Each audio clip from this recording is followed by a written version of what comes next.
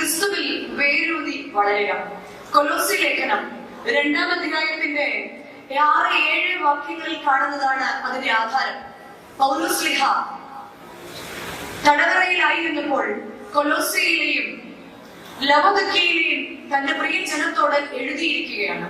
അങ്ങനെ പൗലോസ് ശ്ലീഹ തന്റെ ജനത്തോട് പറയുകയാണ്, ശരീരം കൊണ്ട് ഞാൻ ദൂരസ്ഥനെങ്കിലും ആത്മാവ് കൊണ്ട് നിങ്ങളോട് അടുത്തിരിക്കുവാൻ ഞാൻ ആഗ്രഹിക്കുന്നു. 1. 2 വീണ്ടും പറയുകയാണ്, ഞങ്ങൾ ഉപദേശിച്ചു തന്ന വിശ്വാസത്തിന് എതിരായിട്ട് ആരെങ്കിലും നിങ്ങളെ പഠിപ്പിച്ചു കഴിഞ്ഞാൽ അല്ല, നിങ്ങൾ അങ്ങനെയല്ല പെരുമാറേണ്ടത്. 3 പൗലോസ് ശ്ലീഹ വീണ്ടും തന്റെ ജനത്തോട് പറയുകയാണ്, നിങ്ങൾ യേശുവിനെ കൈക്കൊണ്ടവരാണ്. നിങ്ങൾ യേശുവിനെ കൈക്കൊണ്ട് അവന്റെ കൂട്ടായ്മയിൽ നടപ്പിൻ. നിങ്ങൾ യേശുവിനെ കൈക്കൊണ്ടിട്ടുണ്ടെങ്കിൽ അവന്റെ കൂട്ടായ്മയിൽ നടപ്പിൻ. പിന്നെ അവനിൽ വേരൂന്നിയവനിൽ ആത്മീക വർധനവ് പ്രാപിക്കുവിൻ, വിശ്വാസത്തിൽ ഉറയ്ക്കുവിൻ, പിന്നീട് സ്തോത്രത്തിൽ കവിഞ്ഞും ഇരുപ്പിൻ. ഇതെല്ലാം പരസ്പരം റിലേറ്റഡ് ആണ്. ഇപ്പൊ മലയാള വേദപുസ്തകത്തിൽ കാണുന്നത് അവനിൽ വേരൂന്നി ആത്മീക വർധനവ് പ്രാപിക്കുക എന്നാണ്. അവനിൽ വേരൂന്നി വളരുക. അവനിൽ എന്ന് പറയുമ്പോൾ നമുക്കറിയാം, ഞാനൊരു സ്കൂൾ അധ്യാപികയാണെന്ന് അച്ഛൻ പറഞ്ഞു. അവിടെ ഒരു അവൻ എന്ന് പറയുമ്പോൾ അവിടെ നൗൺ അല്ല ഉപയോഗിച്ചിരിക്കുന്നത്. അപ്പോൾ ആരാണ് അവൻ എന്നൊരു ചോദ്യമുണ്ട്. അവനെ പോലെ ആകുവൻ, ഇവനെ പോലെ ആകുവൻ എന്ന് ചോദിക്കുമ്പോൾ നമുക്കൊരു ചോദ്യമുണ്ട്, ആരാണ് അവൻ? ആരാണ് അവൻ? ആരാണ് അവൻ? മാലാഖമാരുടെ നാട്ടിൽ ക്രോപകൾ വഹിക്കുന്ന തേരിൽ അഗ്നിസിംഹാസനത്തിൽ ആരൂഢനായിരിക്കുന്ന പിതാവിന്റെ വലതുഭാഗത്ത് മഹിമയിൽ ഇരിക്കുന്ന പുത്രൻ തന്നെ തന്നെ വെറുമയാക്കിക്കൊണ്ട് ഭൂമിയിലേക്ക് ഇറങ്ങി വന്ന് ദൈവത്തിന്റെ കൽപ്പനകൾ അടങ്ങേണ്ട കൽപ്പനകൾ എങ്ങനെയാണ് പാലിക്കേണ്ടതെന്ന് പഠിപ്പിക്കുവാൻ സ്വർഗത്തിൽ നിന്ന് ഭൂമിയിലേക്ക് ഒരു നിസാരക്കാരനെ പോലെ ഇറങ്ങി വന്നവനായിരുന്നു അവൻ. ആരിലായിരുന്നു അവൻ വന്നത്? പരിശുദ്ധ അമ്മയുടെ ഉദരത്തിലായിരുന്നു അവൻ ജനിച്ചത്. ഇത്രയും കഴിഞ്ഞ 2 മാസങ്ങളായിട്ട് പരിശുദ്ധ അമ്മയുടെ പെരുന്നാൾ ആഘോഷിക്കുമ്പോൾ ഇവിടെയും മധ്യസ്ഥ പ്രാർത്ഥന ചൊല്ലുമെന്ന് നാം വിചാരിക്കുന്നു. നമ്മൾ പാടാറുണ്ട്, മന്നാ നിക്ഷേപിത ജപം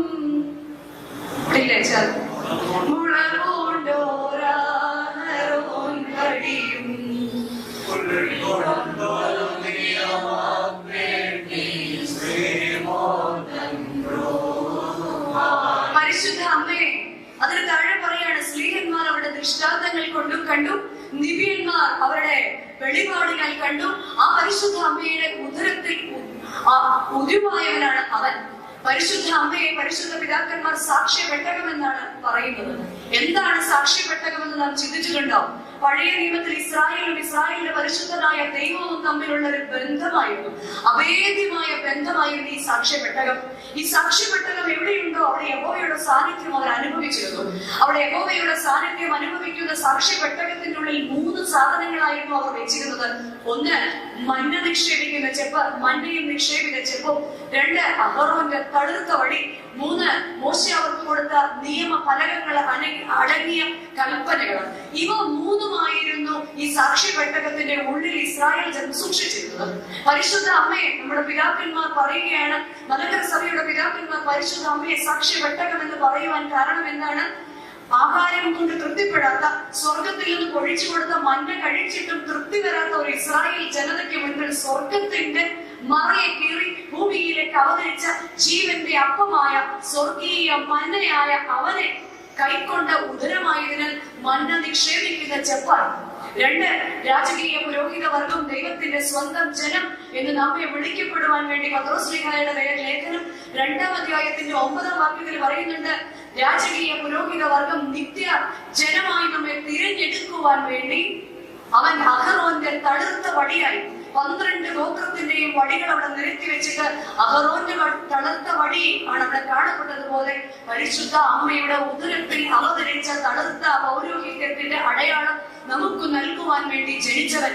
3 പറയുന്നു, നിയമങ്ങൾ കൊടുത്തു. മോശയ്ക്ക് സീനായി മലയിൽ വെച്ചത് യഹോവയാം ദൈവം കൊടുത്ത കൽപ്പനകൾ എങ്ങനെ അനുസരിക്കണമെന്ന് അറിയാതെ ഇസ്രായേൽ ജനം ഇരുന്നപ്പോൾ, ഇസ്രായേൽ ജനം അവരുടെ പരിമിതികളെ കണ്ട് വിളിച്ചു പറഞ്ഞപ്പോൾ കൽപ്പനകൾ എങ്ങനെയാണ് അനുസരിക്കേണ്ടതെന്ന് കാണിക്കുവാൻ സ്വർഗത്തിൽ നിന്ന് ഇറങ്ങി വന്ന നിത്യ കൽപ്പനകൾ അടങ്ങിയ ഫലകമായ പുത്രൻ പരിശുദ്ധ അമ്മയുടെ ഉദരത്തിൽ.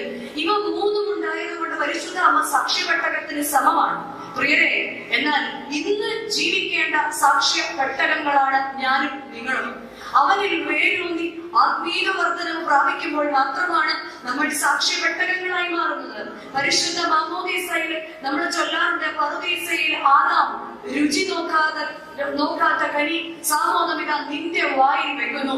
ദൈവത്തിൽ വീണ്ടും പരിശുദ്ധ കുർബാനയിൽ സ്വീകരിക്കാനായിട്ട് പോകുമ്പോൾ നമ്മൾ പറയുന്നുണ്ട്, അവരെയാണ് ആദാമിന്റെ മക്കൾ തങ്ങളുടെ കൈകളിൽ എടുത്ത് ആഘോഷിക്കുന്നത്. പിന്നീട് പറയുന്നു, വാനവരുടെയിൽ അസൂയാദോഷം പാടുണ്ടെങ്കിൽ അത് എന്താണ്?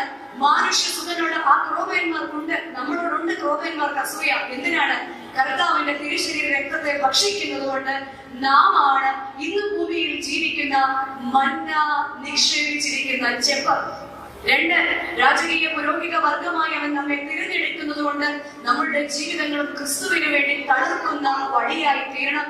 വീണ്ടും പരിശുദ്ധ മാമോദീസയിൽ കൂടെ നമ്മൾ ഏറ്റുപറയുന്നുണ്ട്, സാത്താനെ ഞങ്ങൾ ഉപേക്ഷിക്കുന്നു, മശിഹായെ ഞങ്ങൾ സ്വീകരിക്കുന്നു എന്ന ദൈവത്തിന്റെ കൽപ്പനകളെ മുറുകെ പിടിച്ചുകൊണ്ട്, കൽപ്പനകളെ തന്നെ മുറുകെ പിടിച്ച് സകലത്തെയും ഉള്ളത്തിൽ സ്വീകരിക്കുന്ന നാം ഓരോരുത്തരും കൽപ്പനകൾ അടങ്ങിയിരിക്കുന്ന ഓരോ ദേഹങ്ങളാണ്. അങ്ങനെയാണ് നാം ഓരോരുത്തരും ക്രിസ്ത്യാനികളായിരിക്കുന്നത്. ഇന്നിന്റെ സമൂഹത്തിൽ ജീവിക്കേണ്ട സാക്ഷ്യ പെട്ടകങ്ങളാണ് നമ്മൾ. അതുകൊണ്ടാണ് പൗലോസ് നമ്മോട് ഇന്ന് പറയുന്നത്, നിങ്ങൾ ആത്മീക വർധനവ് പ്രാപിച്ച് ക്രിസ്തുവിൽ വേരൂന്നി വളരണം. നാമമാത്രമായ ക്രിസ്ത്യാനികളാകാനല്ല, മറിച്ച് ക്രിസ്തുവിൽ വേര് ഊന്നി വളരുക എന്നതാണ് ഇന്നിന്റെ ലോകത്തിൽ നമ്മെ സംബന്ധിച്ച് ഏറ്റവും ബുദ്ധിമുട്ടുള്ള കാര്യം. നമ്മൾ പറഞ്ഞു റൂട്ടഡ്. റൂട്ട് എന്ന് പറയുമ്പോൾ ROOT റൂട്ടും ഉണ്ട്, ROUTE റൂട്ടും ഉണ്ട്. ഈ റൂട്ടാണ് that makes our root. ROOT root that makes our വഴി എന്ന റൂട്ട്. റൂട്ട് ആയിരിക്കണം ഇന്നിന്റെ നമ്മുടെ ഒരു ചിന്തയുടെ ആധാരം. ഈ വേരിൽ നിന്ന് ഈ ക്രിസ്തുവാകുന്ന വേരിൽ നിന്ന് ROUT റൂട്ടിലേക്ക് നമ്മളുടെ വഴികളെ നിയന്ത്രിക്കുവാൻ നമുക്ക് സാധിക്കണം. വിശുദ്ധ വേദപുസ്തകത്തില് നമുക്കറിയാം, വേരൂന്നി വളരുന്നതിനെ കുറിച്ചുള്ള വേദഭാഗം അച്ഛൻ പറഞ്ഞു. സങ്കീർത്തനം 1, അതുപോലെ തന്നെ ഇരമ്യ പ്രവാചകന്റെ പുസ്തകം 17-ാം അധ്യായത്തിന്റെ 8-ാം വാക്യത്തില് യഹോവയെ ആശ്രയിക്കുകയും യഹോവയെ തന്നെ ആശ്രയമായിരിക്കുകയും ചെയ്യുന്ന മനുഷ്യൻ ഭാഗ്യവാൻ. അവൻ ആറ്റിരിക്കത്ത് നട്ടിരിക്കുന്ന വൃക്ഷം പോലെ ഇരിക്കും. എന്തുകൊണ്ടാണ് അവനെ ആറ്റിരിക്കത്ത് നട്ടിരിക്കുന്ന വൃക്ഷം എന്ന് പറയാൻ കാരണം? ഒന്ന്, ഉഷ്ണം തട്ടുമ്പോൾ അവർ പേടിക്കുകയില്ല. ജീവിതത്തിൻ്റെതായ ഞെരുക്കങ്ങളും ബുദ്ധിമുട്ടുകളും ഉണ്ടാകുമ്പോൾ ക്രിസ്തുവിൽ വേരൂന്നി വളരുന്നവൻ തളർന്ന് ക്ഷീണിച്ചു പോകുകയില്ല. 2, അവന്റെ ഇല എപ്പോഴും പച്ചയായിട്ട് ഇരിക്കും, എപ്പോഴും ആത്മീക വർധനമുള്ളവന്. കാരണം ഏത് കഷ്ടതയിലും ക്രിസ്തു എനിക്ക് കൂട്ടാളിയാണ് എന്ന് പൗലോസിനെ പോലെ പറയുവാൻ നമുക്ക് സാധിക്കും. അതുകൊണ്ടാണ് പൗലോസും ശീലാസും തടവറയിൽ കിടന്നും ദൈവത്തെ സ്തുതിച്ചത്. എന്നാൽ ജീവിതത്തിന്റെ ഒരു ചെറിയ പ്രോബ്ലംസ് നമ്മുടെ ഇടയിലേക്ക് വന്നു കഴിയുമ്പോഴത്തേക്ക് നമ്മുടെ ഈ വിശ്വാസമൊക്കെ തടക്കും. പെട്ടെന്ന് നമ്മുടെ മിതമൊക്കെ മാറുന്നത്. നമ്മൾ ശരിക്കും ഒരു സീസണൽ ഭക്തരാണ്. കറക്റ്റ് നമുക്ക് മരത്തോട്, ക്രിസ്തുവാകുന്ന പേരിനോട് നമുക്കൊന്ന് ചേർത്ത് വെക്കാം. എന്നിട്ട് ചോദിക്കാം, ഞാൻ എങ്ങനെയാണ്? നമുക്കറിയാം നമ്മുടെ ചുറ്റും നിൽക്കുന്ന മരങ്ങളുടെയൊക്കെ പ്രത്യേകത. ഈ മരങ്ങള് ചില സമയത്ത് ചില സീസണില് ഇതിന്റെ ഇലകളെല്ലാം പൊഴിഞ്ഞു പോകും. ചില സീസണിൽ അത് പൂക്കുന്നത് കാണാം, മറ്റൊരു സീസണിൽ അത് കായ്ക്കുന്നത് കാണാം. ചില സീസണിൽ വളരെ ഹാപ്പി ആയിട്ട് നിൽക്കുന്നത് കാണാം, ചില സീസണിൽ വളരെ ഡള്ളായിട്ട് നിൽക്കുന്നത് കാണാം. ഈ സീസൺ അനുസരിച്ച് സ്വഭാവം മാറ്റുന്നവരാണ് ആരെ? ഈ മരങ്ങൾ. നമ്മളെ മരങ്ങളായി ഒന്ന് സങ്കല്പിച്ചു നോക്കൂ. നമ്മളും ഇതുപോലല്ലേ? ചില സമയത്ത് നമ്മുടെ വിശ്വാസവും നമ്മുടെ പ്രാർത്ഥനയൊക്കെ കണ്ടു കഴിഞ്ഞാല് ഇപ്പൊ സ്വർഗത്തിൽ നിന്ന് കരൂപുകൾ ഇറങ്ങുമെന്ന് തോന്നും. ഇതേ നമ്മുടെ 2 മാസം കഴിയുമ്പോൾ, ആവശ്യങ്ങൾ കഴിഞ്ഞു കഴിയുമ്പോൾ, പള്ളി പോകണമെന്നില്ല, പള്ളി പോകാതിരിക്കാൻ പറ്റുമോ? തീർച്ചയായിട്ടും പോകണം.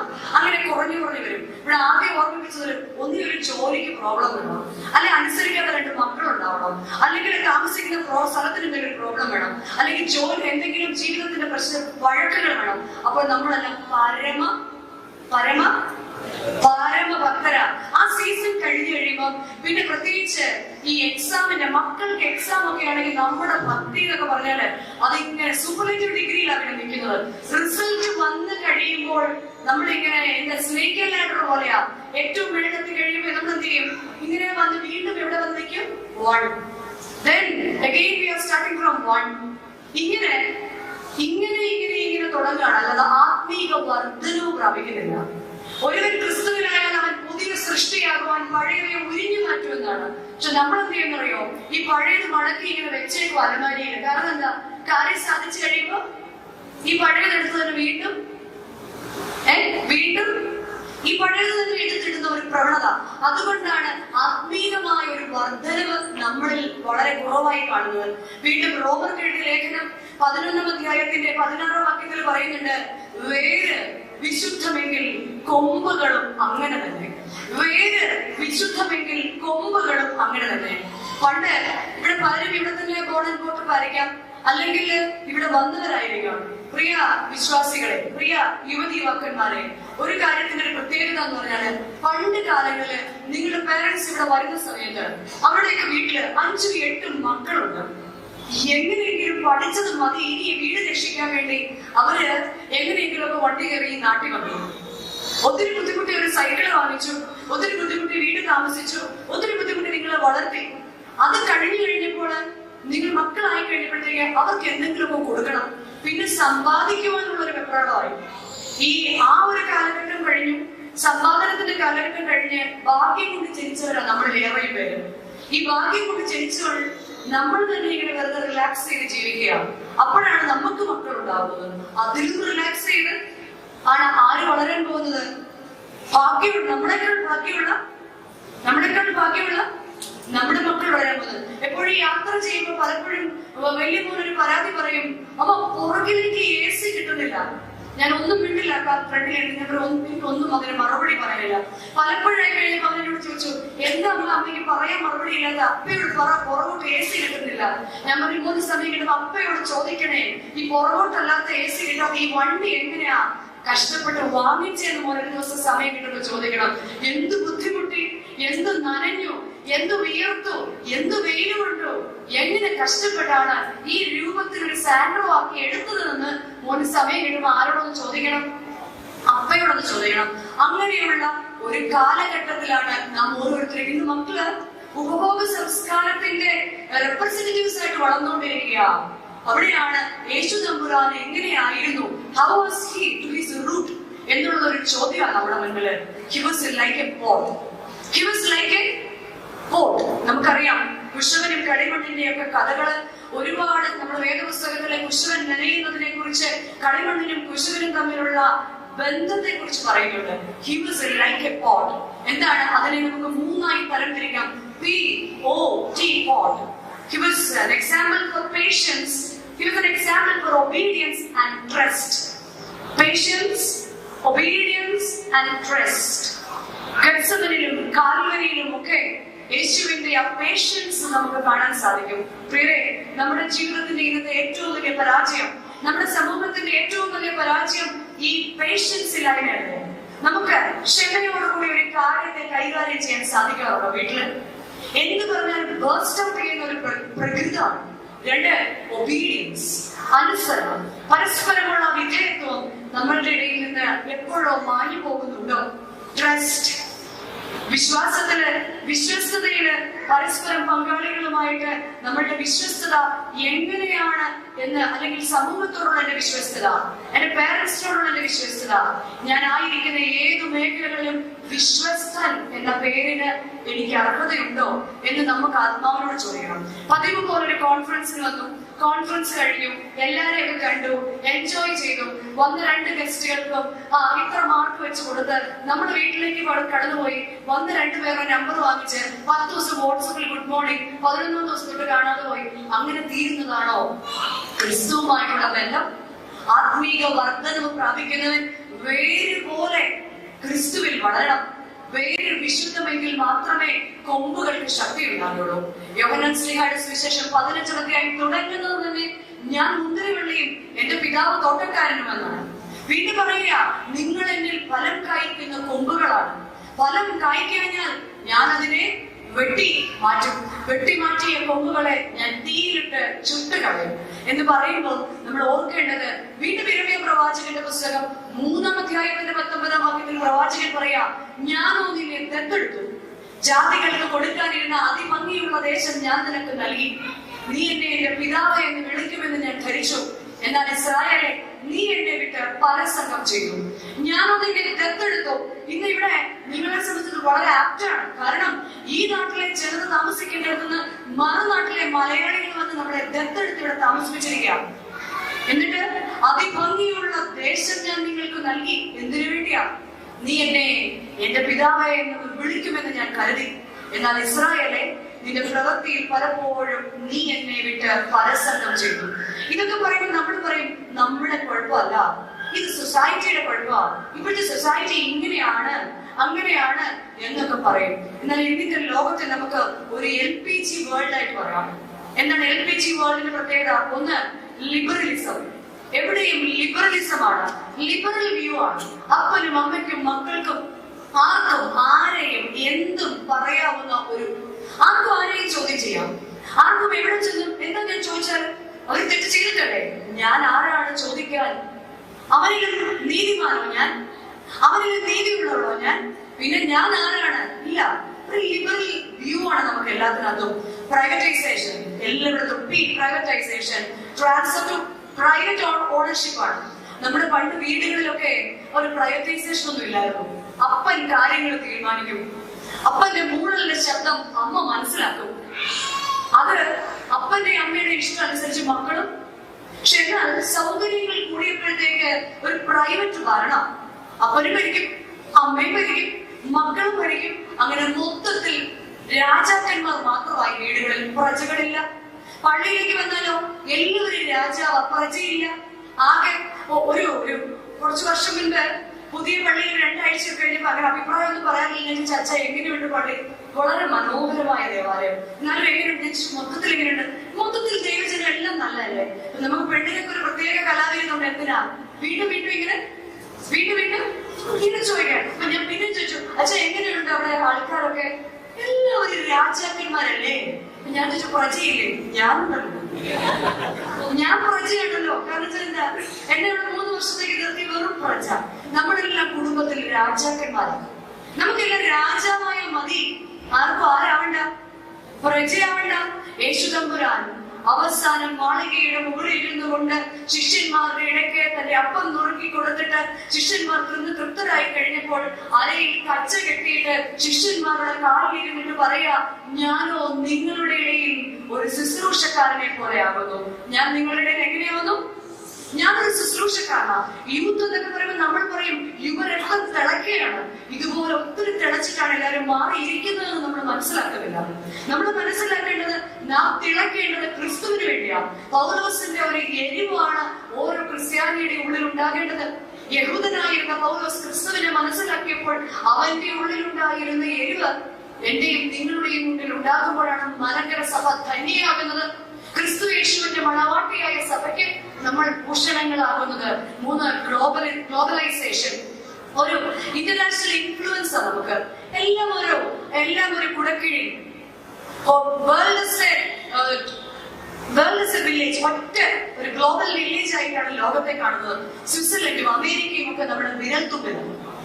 പക്ഷെ നമ്മുടെ വീട്ടിലെ പല കാര്യങ്ങളും പ്രിയരെ നമ്മൾ അറിയാറില്ല. സത്യല്ലേ? പല കാര്യങ്ങളും അറിയാറില്ല. പിന്നെ ബുദ്ധിയുള്ളവരാണെങ്കിൽ പറയും, ഞാൻ നിന്നോട് അന്ന് പറഞ്ഞല്ലേ, നീ ഓർക്കുന്നില്ലേ? അപ്പൊ പരസ്പരം ഉദാഹരണമുള്ള ഒരു കാര്യമാണെങ്കിൽ പറയും, ആ ശരിയായിട്ടോ അച്ഛനത് പറഞ്ഞതാ, സോറി ഞാൻ വിട്ടുപോയതാ. അത് നമ്മൾ തമ്മിലുള്ള ഒരു മാനസിക അഡ്ജസ്റ്റ്മെന്റ്. കാര്യം അറിഞ്ഞെങ്കിൽ എവിടെ മനുഷ്യൻ നിങ്ങൾ എന്നോട് പറഞ്ഞത്? അതാണ് ഒരു ഗ്ലോബലൈസേഷൻ. എല്ലാം ഒരു മൊത്തത്തിൽ നമ്മളൊരു ഭരിക്കുന്ന ലോകം പോലെ ആയപ്പോഴാണ് അച്ഛൻ പറഞ്ഞു ഷട്ടർ തുറന്നുകൊണ്ട്, അല്ലെങ്കിൽ ഷട്ടറിന്റെ ലിവർ പൊട്ടിക്കൊണ്ട് 6 ദിശ മാറി നീങ്ങിയത് കൊണ്ട്. പ്രിയരെ, ഈ നമ്മൾ അച്ഛൻ ഇവിടെ ജോൺസൺ അച്ഛനെ ഓർമ്മിപ്പിച്ചു, വെള്ളം ഏറ്റവും കൂടുതൽ പൊങ്ങിയതിന്റെ നടുവിൽ നിന്ന് വരുന്നയാളാണ് ഞാൻ പറയും. ഇത് ഷട്ടർ പൊങ്ങിയത് കൊണ്ടോ മഴ പെയ്തത് കൊണ്ടോ ഒന്നുമല്ല. ഞങ്ങളുടെ ഒരു നാടൊക്കെ വലിയ കുഴപ്പമില്ലാതെ സാമ്പത്തികമായിട്ട് പച്ച പിടിച്ച് പുഷ്ടി പ്രാപിച്ചൊക്കെ ജീവിക്കുന്നവരാണ് മജോറിറ്റി. പുത്തൻകാവ് കത്തീഡ്രൽ 10,500 വീട്ടുകാരുള്ള പള്ളിക്ക് ചുറ്റും സുഖലോലുപരായി കഴിയുന്ന ദൈവത്താൽ കൃപയാൽ കഴിയുന്നവരാണ്. 3 മണിക്കൂർ മതി നിന്റെ സകലതും കാലിനടിയിൽ പോകാനെന്ന് മനസ്സിലാക്കി തന്ന നിമിഷമായിരുന്നു അത്. ഷട്ടർ പൊട്ടിയാലും മഴ പെയ്താലും എനിക്ക് ജോൺസൺസിനെ ഒന്ന് കൺവേ ചെയ്യാൻ അച്ഛാ ഞാൻ എങ്ങനെയാ വരുന്നതെന്ന് ചോദിക്കാൻ പറ്റില്ല. ലാസ്റ്റ് എവിടെയോ കൊണ്ട് ഫോൺ കുത്തി വെച്ചിട്ട് ഞാൻ അച്ഛനെ വിളിച്ചു നോക്കി. അച്ഛാ ഇനി വിളിക്കാൻ പറ്റുമോ നടക്കില്ല, കഴുത്തിന്റെ അത്രയുമായി. ഇപ്പൊ ചെവി ഫ്രീ ആയതുകൊണ്ട് ഞാൻ എന്ത് ചെയ്യുക, ജസ്റ്റ് വിളിക്കുക. ഇനി ഞാൻ വെള്ളം താഴുകയാണെങ്കിൽ വീണ്ടും ഒരിക്കൽ കൂടെ കാണാമെന്ന് ഞങ്ങൾക്ക് ആർക്കും പരസ്പരം പ്രതീക്ഷകൾ ഉണ്ടായിരുന്നില്ല. കഴിഞ്ഞ ഓഗസ്റ്റ് 15-ാം തീയതി കുർബാനയ്ക്ക് ശേഷം നാട് മുഴുവൻ ഒരു ആഘോഷത്തിലായിരുന്നു. വെള്ളം പൊങ്ങുന്നത് കണ്ടപ്പോൾ കളിയും ചിരിയും സെൽഫിയും അങ്ങോട്ടും ഇങ്ങോട്ടും ആയിരിക്കും. ഞങ്ങളുടെ ഇവിടെ ഇത്രയായി, നിങ്ങളവിടെ എത്രയായി.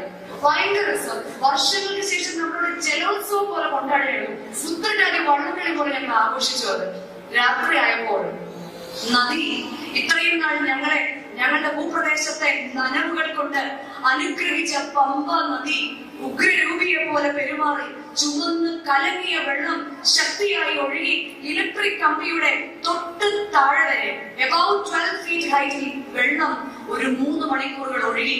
എല്ലാവർക്കും മോഡലും അതിന്റെ മോഡലും മുറികളുള്ളവരാ. അങ്ങനെ റോഡിലിരിക്കുന്നവരൊന്നുമല്ല. മുകളിലത്തെ നിലയിലേക്ക് വെള്ളം മുട്ടറ്റം വന്നു. ആദ്യത്തെ നില കവിഞ്ഞ് രണ്ടാമത്തെ നിലയിൽ മുട്ടറ്റം വന്നു. നമുക്കാകെ എന്തേ അറിയുള്ളൂ, മുട്ടോളം പോരാ, അരയോളം പോലെ നീന്തി കിടക്കാൻ വയ്യാത്ത അത് പോരാതെ വന്നു കഴിഞ്ഞപ്പോൾ നിലവിട്ടു. മനുഷ്യർക്ക് തമ്മില് എന്ത് ചെയ്യണമെന്ന് അറിയാതെയായി. എല്ലാവരും ഒറ്റക്കെട്ടായി ഒരുപോലെ രാത്രിയിൽ നിലവിളിക്കുന്ന ശബ്ദം മാത്രമായി. പ്രിയരെ, ഈ വെള്ളപ്പൊക്കം ഞങ്ങളെ പഠിപ്പിച്ചത് ദൈവത്തിന് സെക്കൻഡ്സ് മതി നമ്മളെ മര്യാദ പഠിപ്പിക്കാൻ. ഇന്ന് നമ്മുടെ ഇടയിൽ വന്നില്ല എങ്കിലും നമുക്ക് പ്രോബ്ലം ഇല്ല. കാരണം കാലങ്ങളായി പലയിടത്തും ഇത് ഉണ്ടെന്ന് കേൾക്കുമ്പോൾ നമ്മൾ പറയും, ആണോ ഇടുക്കി ഷട്ടർ തുറക്കുമോ? ഒരിക്കലും ഒരലർട്ടും തരാത്ത ദേശത്തേക്ക് ഈ വെള്ളം ഒഴുകിയത് ഈ ലോകത്തിന് മുഴുവൻ ഒരു പാഠമാകാനാണ്. പ്രിയരെ, നമ്മൾ ഓർക്കണം, വട്ടശ്ശേരി തിരുമേനി കാലം ചെയ്തുവെങ്കിലും കാലത്തിലൂടെ ജീവിക്കുന്ന സഭയുടെ പ്രഖ്യാപിത പരിശുദ്ധനായ വട്ടശ്ശേരി തിരുമേനി കുടുംബ ജീവിതക്കാരെ, സഭാ മക്കളെ എപ്പോഴും പഠിപ്പിക്കാറുണ്ട്. മൂല്യച്യുതിയുടെ മലവെള്ളപ്പാച്ചിലിൽ ഒരു തടശില പോലെ നിൽക്കുവാൻ മൂല്യബോധമുള്ള മാതാപിതാക്കളും മക്കളും സഭയിലും സമൂഹത്തിലും ഉണ്ടാകണം. മൂല്യച്യുതിയുടെ മലവെള്ളപ്പാച്ചിലിൽ ഒരു തടശില പോലെ ഈ ഡൽഹിയുടെ പ്രദേശത്ത് നിൽക്കുവാൻ സഭയുടെ മക്കൾക്ക് സാധിക്കുമ്പോഴാണ് നമ്മുടെ യുവജന പ്രവർത്തനങ്ങൾ വിജയകരമായി തീരുന്നത്. പ്രവർത്തനം ഒരു സൈഡിൽ കൂടെ നടക്കുകയും മനസ്സിൽ വീണ്ടും പഴയ ഒടുക്കുവാണെങ്കിൽ എന്താ നമുക്ക് പ്രയോജനം? ഇന്ന് നമുക്ക് എല്ലാവർക്കും അറിവുണ്ട്. പലപ്പോഴും പല കാര്യത്തിലും നമുക്ക് തിരിച്ചറിവുകളില്ല. ഇന്ന് നമുക്കെല്ലാം ജ്ഞാനമുണ്ട്. പക്ഷെ എന്നാൽ ക്രിസ്തു യേശുവിനെ കുറിച്ച് പറയുന്നത് പോലെ ഒരു പരിജ്ഞാനമില്ല. ഇന്ന് നമുക്ക് എല്ലാവർക്കും തിരിച്ചറിവും ജ്ഞാനവും ബുദ്ധിയുമുണ്ട്. പക്ഷെ പല കാര്യത്തിലും ബോധമില്ലാത്ത ഒരവസ്ഥയിലാണ് നമ്മുടെ പെരുമാറ്റം. വായിൽ വരുന്നത്, തോന്നുന്നത് എല്ലാം പ്രവർത്തിക്കുവാനുള്ള ഒരു ധൈര്യം. ഒരു പ്രത്യേകത പറയുന്നത്, അടുക്കളയില് അടുപ്പ് കത്തുന്ന ഒരു അലങ്കാരം. ഒരു ദിവസത്തിൽ 2 ദിവസത്തിൽ കൂടുതൽ അടുപ്പ് കത്തിക്കാത്ത ഭാര്യയോട് പ്രത്യേകിച്ച് വലിയ താല്പര്യമൊന്നും ആർക്കും കാണില്ല. അടുക്കളയിൽ അടുപ്പ് തീ ഒരു അലങ്കാരമാണ്. എന്നാൽ അടുപ്പിൽ നിന്ന് അടുക്കളയിലേക്ക് കയറി അടുക്കളയിൽ നിന്ന് വീടിലേക്ക് തീ പിടിച്ചു കഴിഞ്ഞാൽ ആ തീ ഒരു അലങ്കാരമല്ല, അപകടമാണ്. ഇന്ന് നമുക്ക് സംഭവിക്കുന്നതും അങ്ങനെയാണ്. ജ്ഞാനമുണ്ട്, പരിജ്ഞാനമില്ല. ബുദ്ധിയുണ്ട്, ബോധമില്ല. അറിവുണ്ട്, തിരിച്ചറിവില്ല. നമുക്ക് എല്ലാവർക്കും ഇഷ്ടമാണ് നല്ല മക്കള്. എന്റെ മോൻ ശമൂഹലിനെ പോലെ അറിയണം, എന്റെ മോൻ യേശുദമ്പുരാനെ പോലെ അറിയണം, എന്റെ മോൻ യോഹന്നാനെ പോലെ അറിയണം. സ്കൂൾസിലൊക്കെ ചെന്നിട്ട് നമ്മൾ പറയും, ഇവിടെ ഒരു നല്ല ടീച്ചർ ഉണ്ടോ? ഹോസ്പിറ്റലിൽ ചെന്നിട്ട് നമ്മൾ പറയും, ഇവിടെ ഒരു നല്ല ഡോക്ടർ ഉണ്ടോ? കോടതി ചെന്നിട്ട് വിളിക്കും, ഇവിടെ ഒരു നല്ല അഡ്വക്കേറ്റ് ഉണ്ടോ? പള്ളിയിൽ ചെന്നിട്ട് അച്ഛൻ വിളിക്കും, അച്ഛാ ഈ മദ്രസത്തിൽ നല്ല അച്ഛനുണ്ടോ? ഇവരെല്ലാം എവിടെ നിന്നാണ് ഉണ്ടാക്കുന്നത്? ശാരീരികവും മാനസികവും ആത്മീയവുമായ ആരോഗ്യമുള്ള മക്കൾ ഉണ്ടാകുന്നത് ശാരീരികവും മാനസികവും ആത്മീയവുമായ ആരോഗ്യമുള്ള മാതാപിതാക്കളിൽ നിന്നാണ്. പരിശുദ്ധ സഭയുടെ വിശ്വാസത്തെയും പട്ടക്കാരെയും മേൽപ്പട്ടക്കാരെയും ഒക്കെ പിടിച്ചു നിർത്തിയിരുന്നത് എന്താണ്? പലരും പറയും കുടുംബത്തിൽ നിന്ന് ഒന്നുമല്ല, മലങ്കര സഭയുടെ മക്കളുടെ പ്രാർത്ഥനയായിരുന്നു. അവരൊഴുക്കിയ കണ്ണുനീരായിരുന്നു മലങ്കര സഭയുടെ കോട്ടയും ഭിത്തിയും. എവിടെയെങ്കിലും വിള്ളലോ വീഴ്ചയോ ഉണ്ടായിട്ടുണ്ടെങ്കിൽ പ്രിയരെ, അവരുടേതല്ല, എന്റെയും നിങ്ങളുടെയും തെറ്റാണ്, എന്റെയും നിങ്ങളുടെയും കുറവാണ്. കാരണം ഇന്ന് നമ്മൾ സെൽഫി സംസ്കാരത്തിലാണ്. നമുക്ക് എന്തേ ആഗ്രഹമുള്ളൂ? എവിടെ ഇരുന്നാലും എന്ത് ചെയ്യണം? ഒരു സെൽഫി എടുത്തേക്കാം. ഇന്നലെ ഞാൻ കാണുമായിരുന്നു എയർപോർട്ടിൽ ഓരോ സ്റ്റെപ്പ് വെക്കുമ്പോഴും സെൽഫി എടുക്കുന്നവരെ. അപ്പൊ ഞാൻ അതിന് ഓർത്ത് ഇതൊരു അക്യൂട്ട് സെൽഫിയാണോ, അതോ ക്രോണിക്, എന്തെങ്കിലും മാനസിക രോഗമായിരിക്കും. പിന്നെ എന്റെ ഒരു പ്രധാന വിനോദം എന്ന് പറഞ്ഞാൽ ഓരോരുത്തരെയും നോക്കുന്നതാണ് വായനയേക്കാൾ കൂടുതൽ എനിക്ക് ക്യാരക്ടർ സ്റ്റഡിയാണ് കൂടുതൽ ഇഷ്ടം. അപ്പൊ ഇങ്ങനെ ഓരോരുത്തരെയും കണ്ട് എൻജോയ് ചെയ്തിങ്ങനെ ഇരിക്കും. അപ്പൊ ഓരോരുത്തരും സെൽഫി എടുക്കുന്നത് കണ്ടാൽ അതിൽ നമ്മൾ മനസ്സിലാക്കേണ്ടത് ഞാൻ ഓരോ മിനിറ്റിലും എന്താണ് ഞാൻ എന്ന ആഗ്രഹം അല്ലെ എന്നെ ഒന്ന് ലിഫ്റ്റപ്പ് ചെയ്യണം. മറ്റുള്ളവരിനേക്കാളും സെൽഫ് ഈഗോ പ്രൊജക്ഷൻ ആണ് നമ്മളുടെ ജീവിതത്തിൽ കൂടുതൽ നടക്കുന്നത്. എന്നെ മറ്റുള്ളവർ എങ്ങനെ, വീട്ടിൽ ഞാൻ എങ്ങനെ. തന്നെയല്ല ഒരിക്കലും ഒരു കവി ഇങ്ങനെ പാടി, ആരെയാണ് നിനക്കേറെ ഇഷ്ടം? കുട്ടി മറുപടിയായി പാടി, എന്നെയാണ് എനിക്കേറെ ഇഷ്ടം. പരസ്പരം വിശ്വസ്തത കാത്തു പരിപാലിക്കുവാൻ നമുക്ക് സാധിക്കുന്നുണ്ടെങ്കിൽ അവരുടെ വേദനയിൽ നമ്മൾ സന്തോഷിക്കില്ല. നമുക്കെല്ലാം രണ്ടു തരം റിലേഷൻഷിപ്സ് ഉണ്ട്. ഒന്ന് ഇന്റർപേഴ്സണൽ റിലേഷനും രണ്ട് ഇൻട്രാപേഴ്സണൽ റിലേഷനും. ഇൻട്രാപേഴ്സണൽ റിലേഷൻ എന്ന് പറഞ്ഞാല് ഐ ടു ബി, എനിക്ക് എന്നോട് ഉള്ള ബന്ധം. ഒന്ന് ചിന്തിച്ചു നോക്കുക, എനിക്ക് എന്നോടുള്ള ബന്ധം എങ്ങനെയാണ്? എനിക്ക് എന്നോടുള്ള ബന്ധം എങ്ങനെയാണ്? വളരെ നല്ലതാണ്. കണ്ണാടി നോക്കുമ്പോൾ വളരെ സുന്ദരനാണ് ഞാൻ, വളരെ സുന്ദരിയാണ് ഞാൻ. രണ്ടു കൂട്ടരുണ്ട്. ഒന്ന് സെൽഫായിട്ട് ഒരു മതിപ്പുള്ളവർ, രണ്ട് എന്ത് ചെയ്താലും സെൽഫ് സാറ്റിസ്ഫാക്ഷൻ ഇല്ലാത്തവർ. അല്ലെങ്കിലും എനിക്കറിയാം എന്നെ കൊള്ളത്തില്ല. വേറൊരു കൂട്ടർ എങ്ങനെയല്ല, ഞാൻ ചെയ്താലേ ശരിയാകും, ബാക്കിയുള്ളവരെല്ലാം മാറി നിൽക്കും. അങ്ങനെ ഇൻട്രാപേഴ്സണൽ റിലേഷൻ. അവിടെ വിശുദ്ധ മത്തായിയുടെ സുവിശേഷം 5-ാം അധ്യായത്തില് യേശു തമ്പുരാൻ പറയാ, നിങ്ങൾ ഭൂമിയുടെ ഉപ്പാകുന്നു. നിങ്ങൾ ഭൂമിയുടെ ഒന്ന് ഉറക്കെ പറയോ, നിങ്ങൾ ഭൂമിയുടെ ഉപ്പാകുന്നു. എന്താണ് ഉപ്പിന്റെ സ്പെഷ്യാലിറ്റീസ് ഒന്നും ഞാൻ പറഞ്ഞു തരേണ്ട കാര്യമില്ല. ഉപ്പിന്റെ ഏറ്റവും ഫസ്റ്റ് ക്വാളിറ്റി എന്ന് പറഞ്ഞാൽ ഏത് വസ്തുവിലേക്ക് ഉപ്പ് ഇടുന്നോ ആ വസ്തുവുമായി ഉപ്പ് ലയിച്ച് ചെയ്യും. സാമ്പാറിന്റെ കൂട്ടരെ ഉപ്പ് കടിച്ചു തന്നെയല്ല നമ്മൾ ചെയ്യാം, ഉപ്പ് ആ വസ്തുവിൽ ലയിച്ച് ചെയ്യും. രണ്ട്, ഉപ്പ് രുചി വർദ്ധിപ്പിക്കും. മൂന്ന്, ഉപ്പ് മുറിവുണക്കും. നാല്, ഉപ്പ് ഒരു വസ്തുവിനെ കേടുകൂടാതെ സൂക്ഷിക്കും. പ്രിയരെ, കർത്താവ് തമ്പുരാൻ നമ്മളോട് പറയാ, നമ്മളെ കർത്താവിന്റെ രൂപത്തിൽ സാദൃശ്യത്തിൽ സൃഷ്ടിച്ച കർത്താവ് നമ്മളോട് പറയാ, നിങ്ങൾ ഭൂമിയുടെ ഉപ്പാകുന്നു. ഞാൻ നിങ്ങൾക്ക് എന്റെ പരിശുദ്ധാത്മാവിനെ നൽകിയിട്ടുണ്ട്. നിങ്ങൾ ഭൂമിയുടെ ഉപ്പാകുന്നു. ഞാൻ ഒരു വസ്തുവിൽ ലയിച്ചു ചേരുന്നുണ്ടോ? ഞാൻ എന്റെ കുടുംബത്തിൽ ഇപ്പോഴും ലയിച്ചു ചേരാത്ത അവസ്ഥ ഉണ്ടാവുന്നുണ്ടോ? ഒരിക്കല് എന്റെ സ്കൂളിലെ സ്കൂൾ ആനിവേഴ്സറി നോട്ടീസുമായിട്ട് റിട്ടയർ ചെയ്ത ഒരു HMന്റെ വീട്ടിലേക്ക് ഞാൻ പോയി. ഒത്തിരി പ്രായമുണ്ട് ടീച്ചറിന്റെ ഇളയ മോൾ എന്റെ കൂടെ പഠിച്ചാണ്. അപ്പൊ ഞാൻ അവരുടെ വീട്ടിലേക്ക് ചെന്ന് കഴിഞ്ഞു. ചായ എടുക്കാൻ ചോദിച്ചു. ചായയൊക്കെ തരാൻ ചോദിച്ചു. ടീച്ചറെ സാറില്ലേ എന്ന് ചോദിച്ചു. ടീച്ചറുടെ മുഖത്ത് വലിയ ഉപ്പില്ല, വലിയ താല്പര്യമില്ല പുള്ളിക്കരുത്. ഞാൻ വീട്ടിൽ ചോദിച്ചു, ടീച്ചറെ സാറില്ലേ? കാരണം ഞങ്ങളുടെ നാട്ടിലെ വളരെ സമ്മതനായ മനുഷ്യനാണ്, എല്ലാവരും ബഹുമാനിക്കുന്ന ഒരു അധ്യാപകനാണ്. സാറില്ലേന്ന് ചോദിച്ചു. ഞാൻ അവിടെ കാണുമോ? അപ്പൊ ഞാൻ ഒന്നും കിട്ടിയില്ല. ചായ കുടിച്ചുകൊണ്ടിരുന്നപ്പോൾ ഒരു എന്താ പറയാ, ഒരു മോണലോക്ക് പോലെ പുള്ളി തന്നെയായിട്ട് പറയാണ്, എന്ത് ചെയ്യാനാ മോളെ, അന്ന് സിംഗപ്പൂരിനൊക്കെ എന്ത് നല്ല കല്യാണാലോചന വന്നതാന്ന് അറിയാമോ? എനിക്കിതാ വെച്ചിരുന്നതെന്ന്. ഞാൻ ഞെട്ടിപ്പോയി. കാരണം അവരുടെ ഇളയ മോള് എന്റെ കൂടെ പഠിച്ചതാണ്, എനിക്ക് തന്നെ ഇത്രയും പ്രായമൊക്കെ ആയി. അപ്പൊ പറയുകയാണ്, എന്ത് ചെയ്യാനാ, അന്ന് സിംഗപ്പൂരിന് നല്ല നല്ല ആലോചനകളൊക്കെ ഇന്നും ലയിച്ചു ചേരാത്ത അവസ്ഥ. ഞാൻ ഇങ്ങനെയല്ല ഒരു ഭാര്യയെ കുറിച്ച് സങ്കല്പിച്ചിരുന്നത്. എന്റെ സങ്കല്പത്തിലെ ഭർത്താവ് ഇങ്ങനെയേ അല്ല. എന്റെ മക്കൾ കുറച്ചുകൂടൊക്കെ ഇങ്ങനെയൊന്നും ഇരിക്കുന്നവരല്ല. അവരും പറയും അപ്പ അമ്മ എന്നൊക്കെ പറഞ്ഞു കഴിഞ്ഞാൽ എല്ലാ ആന്റി അങ്കിളിനെ പോലെ ഇരിക്കണം. എങ്ങനെയാണ് ഈ ഗ്രൂപ്പായി ലയിച്ചു ചേരാൻ നമുക്ക് സാധിക്കുന്നുണ്ടോ? രണ്ട്, അത് സാധിക്കണമെങ്കിൽ ഉപ്പ് രുചിയെ വർദ്ധിപ്പിക്കുന്നതായിരിക്കണം. രുചിയെ വർദ്ധിപ്പിക്കാൻ എന്റെ സാന്നിധ്യം എന്റെ കുടുംബത്തില്, എന്റെ വീട്ടില്, എന്റെ ദേവാലയത്തില്, എന്റെ കമ്മിറ്റിയില് എന്നെ കാണുമ്പോൾ തന്നെ മറ്റുള്ളവർ വാർഡ് വരുന്ന വഴക്കാടി എന്നാണ് പറയുന്നത്. എന്റെ സാന്നിധ്യം എന്റെ സമൂഹത്തിന്റെ രുചിയെ വർദ്ധിപ്പിക്കുന്നുണ്ടോ? എന്റെ സാന്നിധ്യം മുറിവിനെ ഉണക്കുന്നുണ്ടോ? ഉപ്പിട്ട് കഴിയുമ്പോൾ മുറിവുണങ്ങുമെന്ന് നമുക്കറിയാം. എന്നാൽ ഞാൻ വീട്ടിലോട്ട് ചെന്ന് കഴിഞ്ഞാൽ മുറിവുണ്ടാക്കുകയാണോ? ഞാൻ ദേവാലയത്തിലേക്ക് ചെന്ന് കഴിഞ്ഞാൽ പഴയതെല്ലാം തോണ്ടിയെടുത്ത് എങ്ങനെയെങ്കിലും ഇന്നൊരു പ്രശ്നം ഉണ്ടാക്കി വലിയ കേമനാകണമെന്നാണോ ഞാൻ ആഗ്രഹിക്കുന്നത്? മുറിവുണ്ടാക്കുകയാണോ?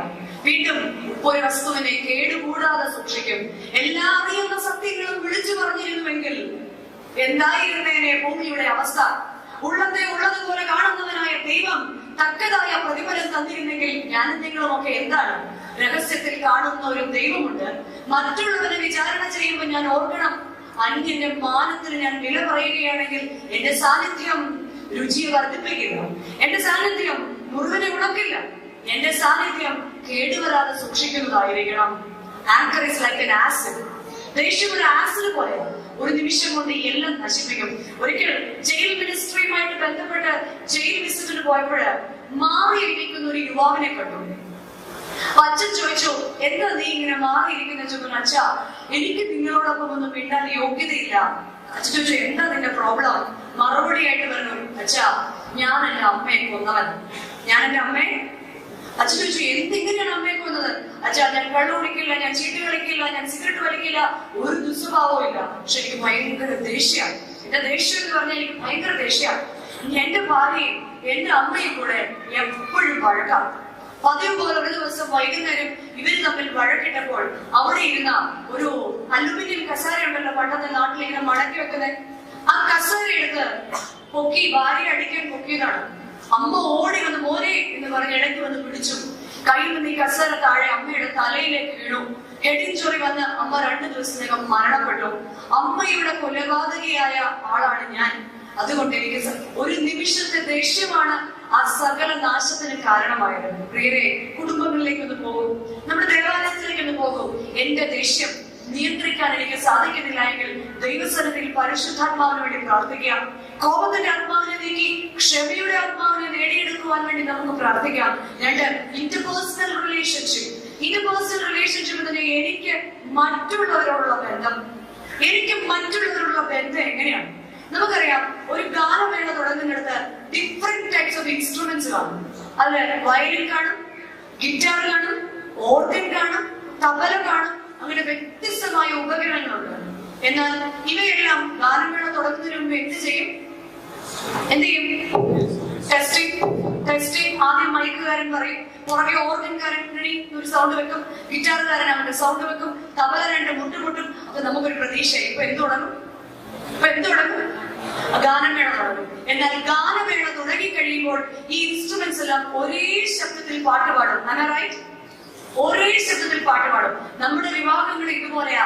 ആദ്യം ഇങ്ങനെ അപ്പനും അമ്മയും ടെസ്റ്റ് ചെയ്യും, അതിനുശേഷം തക്കതായ ഒരു വധുവിനെ വരനെ കണ്ടുപിടിക്കും. ഇവയെല്ലാം യോജിപ്പിച്ച് വിവാഹം എന്ന കൂതാശയിൽ ഒരുമിപ്പിക്കും.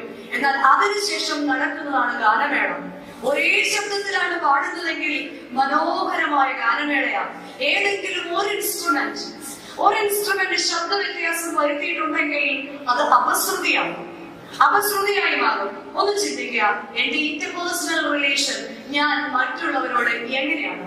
യേശു തമ്പുരാൻ വിശുദ്ധ മത്തായിയുടെ സുവിശേഷം 5-ാം അധ്യായത്തിൽ പറയാണ്, നിങ്ങൾ ഭൂമിയുടെ വെളിച്ചമാകുന്നു. You are the light of the world. നിങ്ങൾ ഭൂമിയുടെ പ്രകാശമാകുന്നു. പ്രകാശത്തിന്റെ ഏറ്റവും വലിയ പ്രത്യേകത എന്താണെന്ന് അറിയാമോ? സയൻസ് സ്റ്റുഡൻസിനൊക്കെ അറിയാം, പ്രകാശം നേർരേഖയിൽ മാത്രം സഞ്ചരിക്കും. 2, പ്രകാശം സ്വയം പ്രകാശിക്കും. 3, പ്രകാശം ഇരുട്ടിനെ ഇല്ലാതെയാക്കും. 4, പ്രകാശം മറ്റുള്ളവർക്ക് വെളിച്ചം കൊടുക്കും. ഞാൻ പ്രകാശമായിട്ട് എന്റെ വീട്ടിലുണ്ടെങ്കിൽ ഞാൻ സ്വയം പ്രകാശിക്കും, ഞാൻ നേർരേഖയിൽ സഞ്ചരിക്കും, എന്റെ സാന്നിധ്യം ഇരുട്ടിനെ ഇല്ലാതെയാക്കും. വീണ്ടും ഞാൻ മറ്റുള്ളവർക്ക് കൂടി പ്രകാശം കൊടുക്കും. ഞാൻ അടങ്ങുന്ന ഓഫീസിൽ മറ്റുള്ളവർക്ക് കൂടി ക്രിസ്തുവിന് മാതൃകയാകുവാൻ, അതോ മറ്റുള്ളവരുടെ കുറ്റങ്ങളിലാണോ ഞാൻ സന്തോഷിക്കുന്നത്? ഒരിക്കലും. നിങ്ങളൊക്കെ വെക്കേഷനിലൊക്കെ നാട്ടിൽ വരുമായിരിക്കും. അപ്പൊ നാട്ടില്, ഇവിടെയൊന്നും അങ്ങനെയൊന്നും ഞാൻ പറയുന്നില്ല, നാട്ടിലൊക്കെ ഒരു പ്രോബ്ലം എന്ന് പറഞ്ഞാൽ ചില സ്ഥലങ്ങളില് എന്ത് കണ്ടാലും ഒരു കുറ്റം കണ്ടുപിടിക്കുന്ന ഒരു പ്രവണതയുണ്ട്. അത് ഇങ്ങോട്ടുണ്ടോ എന്ന് എനിക്ക് അറിഞ്ഞൂടാ കേട്ടോ. അച്ഛനോട് ഞങ്ങൾ സംസാരിക്കാൻ സമയം കിട്ടില്ല. ഇവിടെ ഇല്ലാതിരിക്കാം, കാരണം ഓക്കെ. അപ്പൊ ഇവിടെ എന്ത് കണ്ടാലും ഒരു കുറ്റം പറയുന്ന ഒരു ചേട്ടൻ, അല്ല നമ്മുടെ ഭാഷ പറഞ്ഞ ഒരു അച്ചായൻ, പതിവ് പോലെ ഉച്ചയ്ക്ക് ചോറുണ്ടാൻ വീട്ടിൽ വന്നു. അപ്പൊ ഈ അച്ഛന് ഭാര്യയോട് സ്നേഹക്കുറവൊന്നുമില്ല കേട്ടോ, ദോഷം പറയരുത്, നല്ല മനുഷ്യനാ, പുള്ളിക്ക് സ്നേഹക്കുറവൊന്നുമില്ല. പക്ഷേ എന്തെങ്കിലും ഒരു കുറ്റം പറഞ്ഞില്ലെങ്കിൽ പുള്ളിക്ക് ഒരു പഞ്ചില്ല. അപ്പൊ പതിവ് പോലെ ഉണ്ണാൻ വന്നിരുന്നു, ചോറ് കൊണ്ടുവച്ചു, സന്തോഷം. ആമി പറക്കുകയാണല്ലോ എന്നൊക്കെ ചോദിച്ചു. 2ാമത് കറി കൊണ്ടുവച്ചു. അപ്പൊ ഈ ആന്റിയുടെ വീട് അങ്ങ് കോട്ടയത്താണ്. ഈ കറി ഇങ്ങനെ ഒഴിച്ചിട്ട് ഭർത്താവ് ഭാര്യയുടെ മുഖത്തോട് നോക്കി ചോദിച്ചു, നിങ്ങളുടെ ഈ കോട്ടയത്ത് മഴയായിരുന്നു? ഇത് സ്ഥിരം കേൾക്കുന്നത് നല്ലോണം മലയാളം അറിയാവുന്ന ആന്റിയാ. ആന്റി പറഞ്ഞു തിരിച്ചിങ്ങോട്ട് മനുഷ്യ, നിങ്ങൾക്ക് എന്തെങ്കിലും പറയാനുണ്ടെങ്കിൽ എന്നെ പറഞ്ഞോളാം. എന്റെ വീട്ടിൽ ഇരിക്കുന്നവരെ പറഞ്ഞ് എനിക്ക് ഇഷ്ടപ്പെട്ടത് വരത്തില്ല. അപ്പൊ അങ്ങനെ ഒന്നും രണ്ടും നമുക്ക് ഇട്ട് തന്നാ മതിയല്ലോ, ചട പറയുന്നില്ല പിന്നെ കാര്യങ്ങൾ. ഈ അങ്ങനെ വെച്ചു നീ എന്നെ ഇത്രയൊക്കെ പറയുന്നേ, അങ്ങനെ ഒന്നും രണ്ടും പറഞ്ഞ് അവിടെ വളരെ നല്ലൊരു ഗാനമേള ആരംഭിച്ചു. ഒത്തിരി നേരം പറഞ്ഞു കഴിയുമ്പോ ഭർത്താവ് ചാടി എഴുതിട്ട് ഒറ്റ ഇടി കൊടുത്തു പറഞ്ഞു, ഇത്രയും മഴ പെയ്ത സ്ഥിതി ഒരു ഇടിയും കൂടെ ഒക്കെ കൊള്ളാം. ഇത് കണ്ട് കെട്ടിയ ആന്റി ജീവനും കൊണ്ട് ഓടി. ഭർത്താവ് വിജയശ്രീ യാളിതരായി സന്തോഷത്തോടെ കഴിക്കാൻ ആരംഭിച്ചപ്പോഴാണ് അറിയുന്നത് അടുപ്പില് തീ കണ്ടിട്ടുണ്ടായിരിക്കുമല്ലോ നിങ്ങള്, ഒരു തീക്കനൽ എടുത്തോണ്ട് ഭർത്താവിന്റെ ഒറ്റ കുത്തുവെച്ചോണ്ട് പറഞ്ഞു, ഇടി വെട്ടിയ സ്ഥിതിക്ക് എന്തുകൂടെയാകാം ആ ഒരു മിന്നലും കൂടെയൊക്കെ.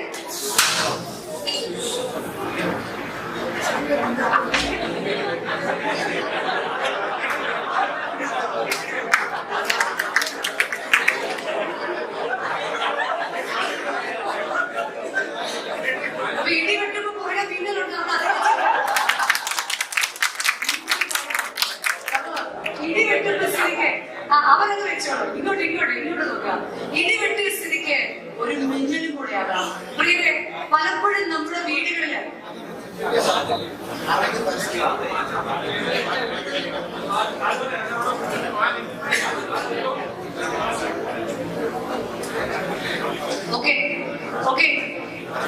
നമുക്കിവിടെ പടങ്ങി വരാം.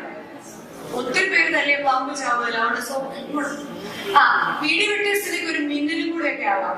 നമ്മളുടെ കുടുംബങ്ങളിൽ ഇങ്ങനെയല്ലേ പ്രശ്നങ്ങൾ സ്റ്റാർട്ട് ചെയ്യുന്നത്. ആക്ച്വലി ഒരു 2 days ഒക്കെ പിണങ്ങി ഇരുന്ന് കഴിയുമ്പോ ഞാൻ എന്തിനായിരുന്നു ആക്ച്വലി എന്റെ അമ്മയോട് പിണങ്ങിയത്, ഞാൻ എന്തിനായിരുന്നു എന്റെ ഭാര്യയോട് പിണങ്ങിയത്, ഞാൻ എന്തിനു വേണ്ടിയാ ഈ വീട്ടിൽ ഇങ്ങനെ ഒരു റിവർ നേച്ചർ കാണിക്കുന്നത്, കാര്യം അറിയാൻ വയ്യാത്തതുകൊണ്ട് പിന്നെ മിണ്ടാനും നാണോ? ശരിയല്ലേ? ആക്ച്വലി കാര്യമൊന്നുമില്ല, അതുകൊണ്ട് എനിക്ക് എന്ത് നാണമാണ്? മിണ്ടാനും നാണാം. നമ്മൾ ഒന്നായി നിന്ന് കഴിയുമ്പോൾ മാത്രമാണ് മനോഹരമായ ഗാനമേളകൾ ശ്രുതി മധുരമാകുന്നത്.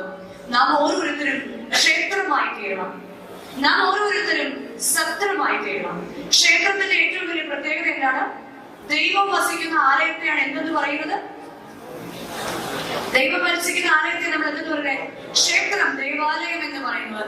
നാം ഓരോരുത്തരും ദേവാലയമായി മാറണം. ദേവാലയമായി മാറുക എന്ന് പറയുമ്പോൾ ദൈവം വസിക്കുന്ന ആലയം. കൊരിന്ത്യർക്ക് എഴുതിയ ലേഖനം 4-ാം അധ്യായത്തില് പൗലോസ് ശ്ലീഹ പറയുന്നുണ്ട്, നിങ്ങൾ ദൈവത്തിന്റെ മന്ദിരമാണ്. നിങ്ങൾ ദൈവത്തിന്റെ മന്ദിരമാണ്. നിങ്ങൾ സ്വയം നശിച്ചു കഴിഞ്ഞാൽ നിങ്ങൾ ആരെയാണ് നശിപ്പിക്കുന്നത്? ദൈവത്തിന്റെ പരിശുദ്ധാത്മാവിനെയാണ് നശിപ്പിക്കുന്നത്. ദൈവത്തിന്റെ പരിശുദ്ധാത്മാവിനാൽ നിർമ്മിക്കപ്പെട്ട അമ്മയുടെ ഗർഭത്തിൽ ഉരുവായിരിക്കുന്ന ദൈവ പ്രസൻസ് ഉള്ള ബോഡിയാ എന്റെയും നിങ്ങളുടേതും. അപ്പൊ നാം സ്വയം ഒരു ക്ഷേത്രമായി തീരണം. അനേകർക്ക് ദൈവത്തെ കാട്ടിക്കൊടുക്കുവാൻ നമ്മുടെ പ്രവൃത്തികളിലും പ്രവർത്തനങ്ങളിലും സാധിക്കുമ്പോഴാണ് ക്രിസ്തുവിൽ വേരൂന്നിയോ എന്ന് നമ്മൾ മനസ്സിലാക്കുന്നത്. ക്രിസ്തുവിൽ വേരൂന്നി, അതാണ് പൗലോസ് ശ്ലീഹ പറയുന്നത്, ഞങ്ങൾ ശരീരം കൊണ്ട് ദൂരസ്ഥരെങ്കിലും ആത്മാവ് കൊണ്ട് നിങ്ങളോട് കൂടെയാണ്. പരിശുദ്ധാത്മാവിനുള്ള ഐക്യം ഓരോ മനസ്സിലും ഉണ്ടായിരിക്കണം. ഏത് സാഹചര്യത്തിലും പൊരുത്തപ്പെടുവാൻ ദൈവത്താൽ നിയോഗിക്കപ്പെട്ടവരാണ്. നിങ്ങൾ ദൈവത്തിന്റെ മന്ദിരങ്ങളാണ്. എന്റെ മന്ദിരത്തെ നശിപ്പിക്കുന്നവരെ ഞാനും നശിപ്പിക്കും. എന്നിൽ കായ്ക്കാത്ത കൊമ്പിനെ ഞാൻ വെട്ടി ദൂരെ കളയും. ഞാൻ പറയുന്നതല്ല, ഇതെല്ലാം യേശു തമ്പുരാൻ പറയുന്നതാണ്, ദൈവത്തിന്റെ വചനം പറയുന്നതാണ്. നാം ഓരോരുത്തരും ക്ഷേത്രമായി തീരണം. അങ്ങനെയാവുമ്പോൾ നാം ഓരോരുത്തരും സത്രമായി മാറും. എന്താ സത്രത്തിന്റെ പ്രത്യേകത? ആർക്കും, ഏത് അശരണർക്കും ആലംബഹീനർക്കും തല ചായ്ക്കാൻ ഇടം കൊടുക്കും. ഏത് വയ്യാത്തവരെയും, ഏത് ആർക്കും ഉൾക്കൊള്ളാൻ പറ്റാത്തവരെയും മറ്റുള്ളവന്റെ ബലഹീനതയെ തരണം ചെയ്ത് അതിനെ മനസ്സിലാക്കി അവനെ ഒന്ന് ഉൾക്കൊള്ളുവാൻ, അവന്റെ ബലഹീനതയിൽ അവനെ വിളിച്ചു പറഞ്ഞ് പരിഹസിക്കാനും നമുക്ക് സാധിക്കും. അല്ല, അവന്റെ ബലഹീനതയിൽ അവന് വേണ്ടി പ്രാർത്ഥിക്കുവാൻ സാധിക്കുമ്പോൾ നാം ഓരോരുത്തരും സത്രമാകും. ഭവനങ്ങളിലായിക്കൊള്ളട്ടെ, സമൂഹത്തിലായിക്കൊള്ളട്ടെ. ഞാനൊരു കാര്യം പറയട്ടെ. ഈ അച്ഛൻ പറഞ്ഞു ഞാനൊരു ടീച്ചറാണ്. ടീച്ചേഴ്സിന് ഒരു 100 പിള്ളേര് ക്ലാസ്സിൽ ഇരുന്നാലും 2 പേര് വർത്താനം പറഞ്ഞാൽ അവര് എന്താവും? തനി ടീച്ചറാണ്. You stand up, what's your problem എന്നൊക്കെ ചോദിക്കാം.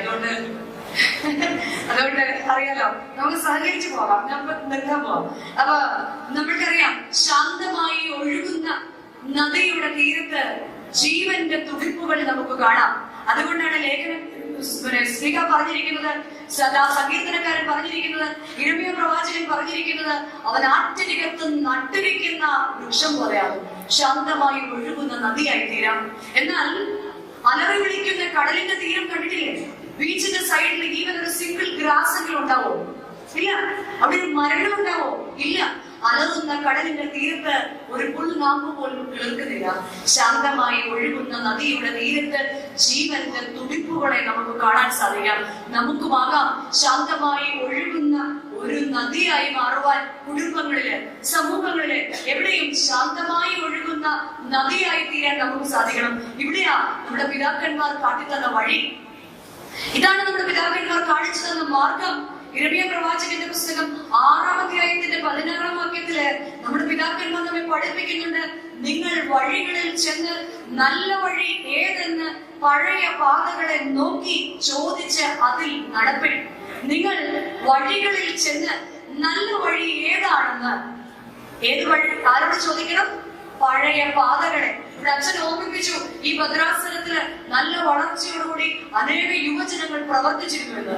ഇന്ന് ഈ ഭദ്രാസനത്തിലെ ഇന്നത്തെ യുവജനങ്ങളോട് ഇന്നത്തെ ദിവസത്തിൽ ദൈവത്തിന്റെ പരിശുദ്ധാത്മാവ് പറയാ, ഇരമ്യ പ്രവാചകന്റെ പുസ്തകം 6-ാം അധ്യായത്തിന്റെ 16-ാം വാക്യം നമ്മെ ഓർമ്മിപ്പിക്കുക, നിങ്ങൾ വഴികളിൽ ചെന്ന് നിങ്ങളുടെ പിതാക്കന്മാരുടെ ആ പഴയ വഴികളിൽ നോക്കി അവരോട് ചോദിച്ച് അതിൽ നടപ്പിൻ. ചിലപ്പോ അവർക്ക് പ്രൊജക്ടർ ഒന്നും വെച്ച് പരിപാടികൾ നടത്താൻ അറിയില്ലായിരിക്കും, അവർക്ക് വലിയ ബ്രേക്ക്ഫാസ്റ്റ് ഒന്നും കൊടുക്കാൻ പറ്റിയില്ലായിരിക്കാം. പക്ഷേ അവരുടെ വഴികളിൽ നോക്കുക. അവരുടെ വഴികളുടെ പ്രത്യേകത എന്തായിരുന്നു? പത്രോസ് നടന്നു പോയപ്പോൾ പത്രോസിന്റെ നിഴൽ വീണ രോഗികൾ സൗഖ്യപ്പെട്ടു. എന്താ കാര്യം? ആ നിഴൽ ക്രിസ്തുവായിരുന്നു. ആ നിഴൽ ക്രിസ്തുവിന്റേതായിരുന്നു. പ്രിയരെ, ഞാൻ നമ്മുടെ പിതാക്കന്മാരുടെ നിഴലിൽ കൂടി നടക്കുന്നവരാണ്.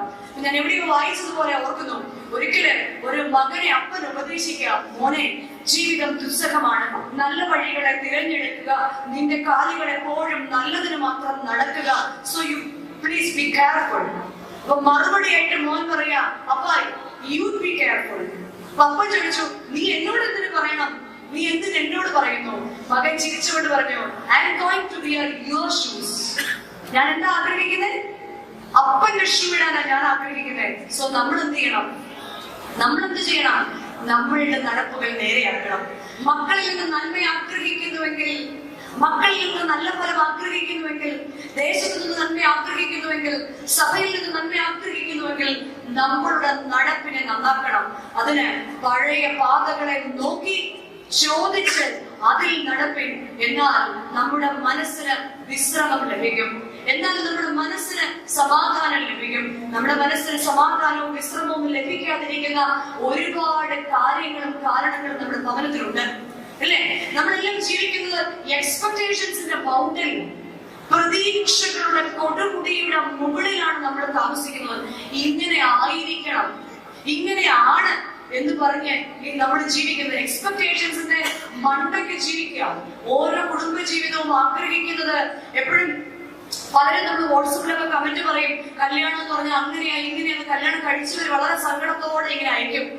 ഇത് കണ്ട് കൊച്ചു പിള്ളേരൊക്കെ വായിക്കും. എന്നാൽ ആരെങ്കിലും കല്യാണം കഴിക്കാതിരുന്നിട്ടുണ്ടോ? ആരുടെയെങ്കിലും മക്കളെ കല്യാണം കഴിപ്പിക്കാതിരിക്കുമോ?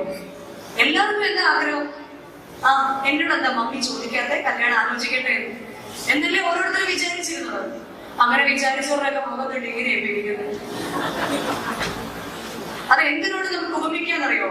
നമ്മളിവിടെ ചക്ക വാങ്ങിക്കാൻ കിട്ടോ? ചക്ക നാട്ടിലൊക്കെ വരുമ്പോ കണ്ടിട്ടുണ്ടോ? ചക്ക പഴുത്ത് ഇങ്ങനെ പ്ലാവി കിടക്കും, അല്ലേ?